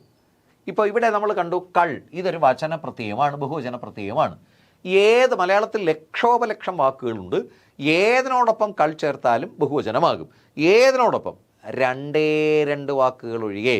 മലയാളത്തിലെ 2 വാക്കുകളോട് ചേരുന്ന കൾ ഏകവചനമാണ്. ബാക്കി 10,000 വാക്കുകളുണ്ട്, അതെല്ലാം ബഹുവചനമാണ്. പക്ഷേ മലയാളത്തിലെ മിടുക്കി ദൃശ്യം അത് തന്നെയാണ്. മലയാളത്തിലെ 2 വാക്കുകളോട് ചേരുന്ന കൾ ഏകവചനമാണ്. ആ 2 വാക്കുകളാണ്, ഒന്ന് പെങ്ങൾ, മറ്റൊന്ന് ആങ്ങൾ, അല്ലെങ്കിൽ പെങ്ങള, ആങ്ങള. പെങ്ങൾ, ആങ്ങൾ. പെൺ പ്ലസ് കള്ളാണ് പെങ്ങൾ, ആൺ പ്ലസ് കള്ളാണ് ആങ്ങൾ. പക്ഷേ പെങ്ങൾ, ആങ്ങൾ എന്നിവ ബഹുവചനമല്ല, ഏകവചനമാണ്. അതിൻ്റെ ബഹുവചനം എങ്ങനെ വരും? പെങ്ങൾമാർ, പെങ്ങന്മാർ, ആങ്ങളമാർ എന്നാണ്. ഇനി ഈ ദ്വിവചനം, അനേകവചനം, ഇങ്ങനെ 2 സാധനമേ മലയാളത്തിലില്ല. മലയാളത്തിൽ ഇല്ലാത്തൊരു വചനം, അനേകവചനം ഒന്നിലുമില്ല, അതിന് പകരമാണ് ബഹുവചനം. മലയാളത്തിൽ ഇല്ലാത്തൊരു വചന രൂപമാണ് ദ്വിവചനം. മറ്റു ചില ഭാഷകളിലുണ്ട്. ഇപ്പോൾ സംസ്കൃതം പോലുള്ള ഭാഷകളിലൊക്കെ ദ്വിവചനമുണ്ട്. അതായത് അവിടെ 1 ഉണ്ടായാൽ ഏകവചനം, 2 ഉണ്ടായാൽ ദ്വിവചനം, 2ൽ കൂടുതലാകുമ്പോഴാണ് ബഹുവചനം ആവുക. പക്ഷെ മലയാളത്തെ സംബന്ധിച്ച് 1ൽ കൂടുതൽ എത്ര വന്നാലും, 2 വന്നാലും 2 ലക്ഷം വന്നാലും അത് ബഹുവചനം തന്നെയാണ്. മലയാളത്തിൽ ഇല്ലാത്ത വചന രൂപമാണ് ദ്വിവചനം. നമുക്ക് ദ്വിവചനം എന്നൊരു വചന രൂപമില്ല. നമുക്ക് 1ൽ കൂടുതൽ എത്ര വന്നാലും ബഹുവചനം തന്നെയാണ്. അപ്പോൾ ഇവിടെ പെങ്ങൾ എന്ന വാക്ക് ഏകവചനമാണ്. ആങ്ങൾ, പെങ്ങൾ, ഈ 2 വാക്കുകൾ ഏകവചനമാണ്. അപ്പോൾ ഇവിടെ പലപ്പോഴും PSC നമ്മളോട് ചോദിക്കുന്നത് പൂജക ബഹുവചനം എന്തെന്ന് ചോദിക്കാറുണ്ട്. അല്ലെങ്കിൽ ഈ തന്നിരിക്കുന്നതിൽ പൂജകത്തിന് ഉദാഹരണം ഏത്? പൂജക ബഹുവചനം എന്ന് വെച്ചാൽ യഥാർത്ഥത്തിൽ ഒന്നേ ഉള്ളൂ, ഏകവചനമാണ്, സിംഗുലറാണ്. പക്ഷേ റെസ്പെക്റ്റിൻ്റെ, പൂജയുടെ, ബഹുമാനത്തിൻ്റെ ഭാഗമായി ഏകവചനത്തെ ബഹുവചനമാക്കി ഉപയോഗിക്കും. അതാണ് പൂജക ബഹുവചനം. ഇപ്പോൾ ചട്ടമ്പി സ്വാമികൾ പറയുന്ന കേട്ട 6-7 പേരുണ്ടെന്ന് തോന്നും. സ്വാമികൾ ഒരാളേ ഉള്ളൂ, സ്വാമി എന്ന് പറഞ്ഞാൽ മതി. പിന്നെന്തിനാണ് സ്വാമികൾ എന്ന ബഹുവചനം? അത് ബഹുമാനത്തിൻ്റെ, റെസ്പെക്റ്റിൻ്റെ ഭാഗമായി. ദ്രോണാചാര്യർ, ആചാര്യൻ എന്ന് പറഞ്ഞാൽ മതി. മോയിൻകുട്ടി വൈദ്യർ, വൈദ്യൻ മതി. വൈദ്യനാഥ ഭാഗവതർ, ഭാഗവതൻ മതി. ആഴ്വാഞ്ചേരി തമ്പ്രാക്കൾ, തമ്പുരാൻ മതി. ഇവിടെ എല്ലാം ബഹുവചനം ഉപയോഗിച്ച് എന്തിനാണ്? റെസ്പെക്റ്റിൻ്റെ ഭാഗമായിട്ട്. അതാണ് പൂജക ബഹുവചനം. ഒന്നേ ഉള്ളൂ എങ്കിലും ബഹുവചനം പറയും. ഇപ്പം മാരാർ, നായർ, പണിക്കർ, മരക്കാർ എന്നെല്ലാം പറയുന്ന മേത്തർ, ജബി മേത്തർ നമ്മുടെ രാജ്യസഭാംഗമാണ്. മരക്കാർ, കുഞ്ഞാലി മരക്കാർ, ഇതെല്ലാം പൂജകമാണ്, റെസ്പെക്റ്റിൻ്റെ ഭാഗമായിട്ട് ഉപയോഗിക്കുന്നതാണ്. വാദ്യാർ എന്നൊക്കെ പറയുന്നത്. ഒരു കാര്യം കൂടി ഇവിടെ നമ്മൾ ഓർക്കണം. മലയാളത്തിൽ ഒരു വാക്ക് പൂജക ബഹുവചനമായും അലിംഗ ബഹുവചനമായി ഉപയോഗിക്കും. അങ്ങനെ ഒരു വാക്കുണ്ട്. പൂജകമായും അലിംഗമായും ഉപയോഗിക്കും. പൂജക ബഹുവചനം എന്ന് വെച്ചാൽ എന്താ? പൂജയുടെ, റെസ്പെക്റ്റിൻ്റെ ഭാഗമായിട്ട് ബഹുവചനം ഉപയോഗിക്കുന്നതാണ് പൂജകം. അലിംഗ ബഹുവചനം എന്താ? അലിംഗ ബഹുവചനം ആണുമാകാം പെണ്ണുമാകാം, രണ്ടു കൂട്ടർക്കും പൊതുവായിട്ട് ഉപയോഗിക്കുന്ന. ഇപ്പോൾ അധ്യാപകർ, ആളുകൾ, കുട്ടികൾ, ജനങ്ങൾ എന്നെല്ലാം പറയുന്നതാണ് അലിംഗം. അപ്പോൾ മലയാളത്തിലെ ഒരു വാക്ക് അലിംഗമായി ഉപയോഗിക്കും, പൂജകമായി ഉപയോഗിക്കും. ആ ഒരു വാക്കാണ് നിങ്ങൾ. നിങ്ങൾ. നീ പ്ലസ് കള്ളല്ല, നിൻ പ്ലസ് കള്ളാണ് നിങ്ങൾ. നിൻ പ്ലസ് കള്ളാണ്. അവിടെ നിങ്ങൾ എന്നുള്ളത് നമ്മളിപ്പോൾ ഒരു വലിയ സദസ്സിനെ ചൂണ്ടി, ഇപ്പോൾ ഞാൻ എന്നെക്കാൾ ചെറിയ ആൾക്കാരുള്ള സദസ്സിനെ ചൂണ്ടി നിങ്ങൾ എന്ന് പറയുമ്പോൾ റെസ്പെക്റ്റിൻ്റെ ഭാഗമായിട്ടല്ല, ആണുമാകാം പെണ്ണുമാകാം. പക്ഷേ മുതിർന്ന ആൾക്കാരെ കാണുമ്പോഴും നമ്മൾ എന്ത് പറയും? നിങ്ങൾ. നമ്മൾ നമ്മുടെ അമ്മയുടെയൊക്കെ മുഖത്ത് നോക്കി നിങ്ങൾ എന്ന് പറയാറുണ്ട്. അത് റെസ്പെക്റ്റിൻ്റെ ഭാഗമാണ്. അപ്പം നിങ്ങൾ എന്നുള്ളത് പൂജകമായി ഉപയോഗിക്കും, അലിംഗമായി ഉപയോഗിക്കും. അപ്പം നമ്മുടെ പരീക്ഷയിൽ ഓപ്ഷനിൽ വേറെ പൂജക ബഹുവചനമൊന്നും ഇല്ല, നിങ്ങൾ എന്നതേ ഉള്ളൂ എങ്കിൽ ആ ഉത്തരം തിരഞ്ഞെടുക്കണം പൂജകമായിട്ട്. എന്നാൽ വേറെ പൂജകങ്ങളുണ്ട്, കൂട്ടത്തിൽ നിങ്ങളുണ്ടെങ്കിൽ ആ പൂജകത്തെ വേണം തിരഞ്ഞെടുക്കാൻ. ക്ലിയർ ആയല്ലോ? ശരി. അപ്പോൾ നിങ്ങൾ റെഡിയാണ്? അടുത്ത ചോദ്യത്തിലേക്ക് പോകാം. അടുത്ത ചോദ്യം എന്താ? ഇങ്ങനെയാണ് അടുത്ത ചോദ്യം. ശരിയായ പദം തിരഞ്ഞെടുത്തെഴുതുക. ശരിയായ പദം. ആരോഗ്യ ശരീരം, അരോഗ ശരീരം, ആരോഗ്യ ശരീരം, അരോഗ ശരീരം. ഏതാണ് ശരി? രാജ്കുമാർ. വിഷ്ണുപ്രിയയെ കുറേ നേരം കൊണ്ട് കാണാനില്ലായിരുന്നല്ലോ. പറയൂ മിടുക്കി. കറക്റ്റ്. മിടുക്കന്മാർ, മിടുക്കികൾ, നിങ്ങളുടെ ഉത്തരം ശരി തന്നെയാണ്. ഓപ്ഷൻ ബി, ആരോഗ്യ ശരീരമല്ല, അരോഗ ശരീരം. ചിലരിവിടെ ഓപ്ഷൻ എ അല്ലേ? എ അല്ല, ആരോഗ്യ ശരീരമല്ല, അരോഗ ശരീരം, രോഗമില്ലാത്ത ശരീരം. പക്ഷേ ശരിയായ പദം തിരഞ്ഞെടുത്തെഴുതാൻ പറഞ്ഞ ചോദ്യത്തിൽ ഒരു തെറ്റുണ്ടായിരുന്നു. ഇത് PSC യുടെ ചോദ്യം അതേപടി എടുത്തത് കൊണ്ടാണ്. ശരിക്ക് ശരിയായ പദം തിരഞ്ഞെടുത്തെഴുതുകയല്ല, തെരഞ്ഞെടുത്തെഴുതുകയെന്നാണ്. തെരഞ്ഞെടുപ്പാണ് വേണ്ടത്. അവിടെ അന്ന് PSC തെറ്റിച്ച് തന്നെയാണ് അച്ചടിച്ച് തന്നത്. തിരഞ്ഞെടുപ്പല്ല, തെരഞ്ഞെടുപ്പാണ്. ഈ തിരഞ്ഞെടുപ്പും തെരഞ്ഞെടുപ്പും തമ്മിലുള്ള വ്യത്യാസം പറയാം. നമ്മൾ എലക്ഷൻ അല്ലെങ്കിൽ സെലക്ഷൻ എന്നത് തെരഞ്ഞെടുപ്പാണ്. ഇപ്പോൾ നമ്മളൊരു ടെക്സ്റ്റൈൽ ഷോപ്പിൽ ചെന്നാൽ, ടെക്സ്റ്റൈൽസിൽ ചെന്നാൽ നമുക്ക് ഇഷ്ടപ്പെട്ട ഡ്രസ്സ് നമ്മൾ തിരഞ്ഞെടുക്കും.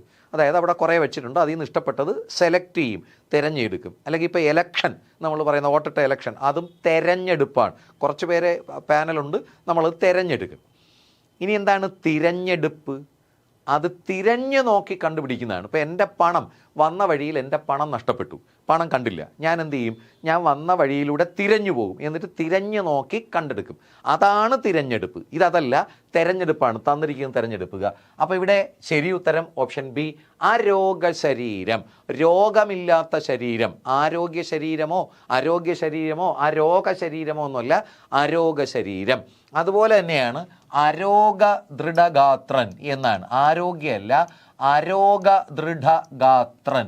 അരോഗം, രോഗമില്ലാത്തതും ദൃഢമായതുമായ ഗാത്രത്തോടു കൂടിയവൻ. ഗാത്രം എന്ന് വെച്ചാൽ എന്താ? ശരീരം. അപ്പോൾ അരോഗ ദൃഢഗാത്രൻ എന്നതാണ്, അരോഗ ശരീരമാണ്. അപ്പോൾ അടുത്ത ചോദ്യം നോക്കാം. അടുത്ത ചോദ്യം എന്താ? ഇങ്ങനെയാണ്. പോട്ടെ അധികം അവൻ ചേർത്തെഴുതിയാൽ 1 പോട്ടവൻ, 2 പോട്ടേ അവൻ. ഓപ്ഷൻ എ 1 മാത്രം ശരി, ബി 2 മാത്രം ശരി, സി 1ഉം 2ഉം ശരി, ഡി 1ഉം 2ഉം തെറ്റ്. ഇതിലേതാണ്? ചിലർ 1, 2 എന്ന് തരുന്നു. മനസ്സിലായി. ഇവിടെ അതുല്യ, പ്രഫുൽ, പറയൂ. മിടുക്കന്മാർ, മിടുക്കികൾ, ശരി തന്നെയാണ്. ഇവിടെ ഇത് രണ്ടും ശരിയാണ്. 1ഉം 2ഉം ശരി. ഓപ്ഷൻ സി ആണ്. ഇത് രണ്ടും ശരിയാണ്. പോട്ടവൻ എന്നും പോട്ടേയവൻ എന്നുമാകാം. അതിന് കാരണം പറയാം. പോട്ടേ അധികം അവൻ, പോട്ടേയവൻ എന്നാവുന്നതിന് കുഴപ്പമൊന്നുമില്ല. അത് നമുക്ക് പെട്ടെന്ന് മനസ്സിലായി. അപ്പോൾ പോട്ടവൻ എന്നൊരു വാക്കുണ്ട്. അത് പിരിക്കുന്നത് പോട്ട് പ്ലസ് അവൻ എന്നല്ല. പോട്ട് പ്ലസ് അവൻ അല്ലെങ്കിൽ പോട്ട പ്ലസ് അവൻ എന്ന് പിരിക്കാൻ കഴിയില്ല. അവിടെയും പോട്ടേ പ്ലസ് അവൻ എന്ന് തന്നെയാണ്. ഇതിന് കാരണം പറയാം. മലയാളത്തിൽ വർണ്ണവികല്പം എന്നൊരു സാധനമുണ്ട്. അതായത് നമ്മൾ വാക്കുകൾ ചേർത്തെടുക്കുന്നത് ഉച്ചാരണ സൗകര്യത്തിനാണ്. അപ്പം ചില വാക്കുകൾ ഒന്നിലധികം തരത്തിൽ ഉച്ചരിക്കാൻ കഴിയും, ഒരേ അർത്ഥം വരികയും ചെയ്യും. അതിനെയാണ് വർണ്ണവികല്പം എന്ന് പറയുക. ഇപ്പോൾ ഉദാഹരണത്തിന് പോ അധികം ഉന്നു, പോ അധികം ഉന്നു, ഇതെങ്ങനെ വരും? പോ അധികം ഉന്നു. അതാ ഇവിടെ തന്നെ രണ്ടും ഉണ്ട്. ചിലർക്ക് പോകുന്നു എന്നാണ്, എന്നാൽ ഇത് ചിലർക്ക് പോവുന്നു എന്നുമാകാം. പോകുന്നു, പോവുന്നു, ഇത് രണ്ടും ഒരേ അർത്ഥമല്ലേ? ഇത് രണ്ടും നമ്മൾ മാറി മാറി പ്രയോഗിക്കാറുണ്ട്. അതാണ് വർണ്ണവികല്പം. അല്ലെങ്കിൽ ഇപ്പോൾ ചാ അധികം ഉന്നു, ചാ അധികം ഉന്നു എന്തൊക്കെയാകാം? ചാവുന്നു എന്നാകാം, ചാകുന്നു എന്നാകാം. എന്നാൽ ഇതിനെ പോരുന്നു എന്നാകാം, പോന്നു, അങ്ങനെയൊക്കെ എടുക്കാം. അത് തന്നെയാണ്. അപ്പോൾ അവിടെ പോകുന്നു പിരിച്ചാലും പോ അധികം ഒന്നുമാണ്, പോവുന്നു പിരിച്ചാലും പോ അധികം ഒന്നുമാണ്. അതുപോലെയാണ് ഈ പോട്ടവൻ. അത് പോട്ടവൻ പിരിച്ചാൽ പോട്ടേ അധികം അവനാണ്. ശരിയാ. അപ്പോൾ അതിന് ചേർത്താൽ പോട്ടവൻ എന്നും പറയാറില്ലേ, പോട്ടേ അവൻ എന്നും പറയാറില്ലേ? അതാണ്. അപ്പോൾ അത് രണ്ടും ശരി തന്നെയാണ്. ക്ലിയർ ആയല്ലോ? നമുക്ക് അടുത്ത ചോദ്യം നോക്കാം. റെഡിയല്ലേ? അടുത്ത ചോദ്യം എന്താ? പിരിച്ചെഴുതുക. കാട്ടിനേൻ. തന്നിരിക്കുന്നത് കാട്ടി അധികം ഏൻ, കാട്ടി അധികം ഏൻ, കാട്ടി അധികം നേൻ, കാട്ടിന് അധികം ഏൻ. വരട്ടെ. പഴയതിൻ്റെ സ്പീഡില്ല അല്ലേ? നേരത്തെ പറഞ്ഞതിൻ്റെ അത്ര 1-2 ശരിയാ. പ്രീവിയസ് ക്വസ്റ്റ്യൻ ആയതുകൊണ്ട് നമുക്ക് പറയാൻ പറ്റും. ശരി തന്നെയാണ്. ഇവിടെ ഓപ്ഷൻ എ കാട്ടി അധികം ഏൻ എന്നതാണ് ശരി. കാട്ടി അധികം ഏനാണ് കാട്ടിനേൻ. അതായത് മലയാളം ജനിക്കുന്നത് തമിഴിൽ നിന്നാണെന്ന് അറിയാമല്ലോ. മലയാളത്തിൻ്റെ മൂലഭാഷ, മലയാളത്തിൻ്റെ റൂട്ട് ലാംഗ്വേജ് തമിഴാണ്. അപ്പോൾ തമിഴിൻ്റെ ചില രീതികളും വാക്കുകളും ഒക്കെ നമ്മൾ ഇങ്ങോട്ട് കടമെടുത്തിട്ടുണ്ട്. തമിഴിൽ ഏൻ ഇപ്പോഴും നമ്മൾ കേരളത്തിലെയും പ്രാചീന കാലത്ത്, പഴയ കാലത്ത് ഏൻ ഇപ്പോഴും നാടൻ പാട്ടുകളിലേക്ക് ഏൻ എന്ന് പ്രയോഗിക്കും. ഏനുണ്ടോടി എന്നൊക്കെ ചോദിക്കുന്നത്. ഏൻ എന്ന വാക്കിന് ഞാൻ എന്നാണ് അർത്ഥം. തമിഴിൽ ഞാൻ എന്നതിന് പറയുന്ന ഏൻ എന്നാണ്. ആ തമിഴിൻ്റെ ചുവട് പിടിച്ചിട്ടാണ് കാട്ടി അധികം ഏൻ, കാട്ടിനേൻ, ഞാൻ കാട്ടി എന്നാണ്. ഇപ്പോൾ നമ്മൾ ഈ സാധനം അങ്ങനെ ഉപയോഗിക്കാറില്ല. മലയാളത്തിൽ ഇപ്പോൾ ഈ സാധനം അധികം ഉപയോഗിക്കാറില്ല, ഈ ഏൻ. ഇപ്പം നമ്മൾ ഞാൻ കാട്ടി അല്ലെങ്കിൽ കാട്ടി ഞാൻ എന്നൊക്കെയാണ്. പക്ഷേ പഴയ കാലത്ത് നിങ്ങൾ ഇദ്ദേഹത്തിൻ്റെ എഴുത്തച്ഛൻ്റെ കവിതയോ അല്ലെങ്കിൽ നമ്പ്യാർ ഏറ്റവും കൂടുതൽ നമ്മൾ കണ്ടത് കൃഷ്ണഗാഥയിലാണ്, ചെറുശ്ശേരിയുടെ കൃഷ്ണഗാഥയിലാണ്. അവിടെയാണ് ഈ കാട്ടിനേൻ, വന്നിനേൻ എന്നുള്ള പ്രയോഗങ്ങൾ. കാരണം കൃഷ്ണഗാഥ ഉണ്ടാകുന്ന നമുക്കറിയാം 15-ാം നൂറ്റാണ്ടിൽ, എഴുത്തച്ഛന് മുമ്പ് മറ്റേ മലയാളവും തമിഴും കൂടി കലർന്ന പാട്ട് ശാഖയിൽ, ഗാഥാശാഖയിലാണ്. അവിടെ തമിഴിൻ്റെ അതിപ്രസരമുണ്ട് അല്ലേ?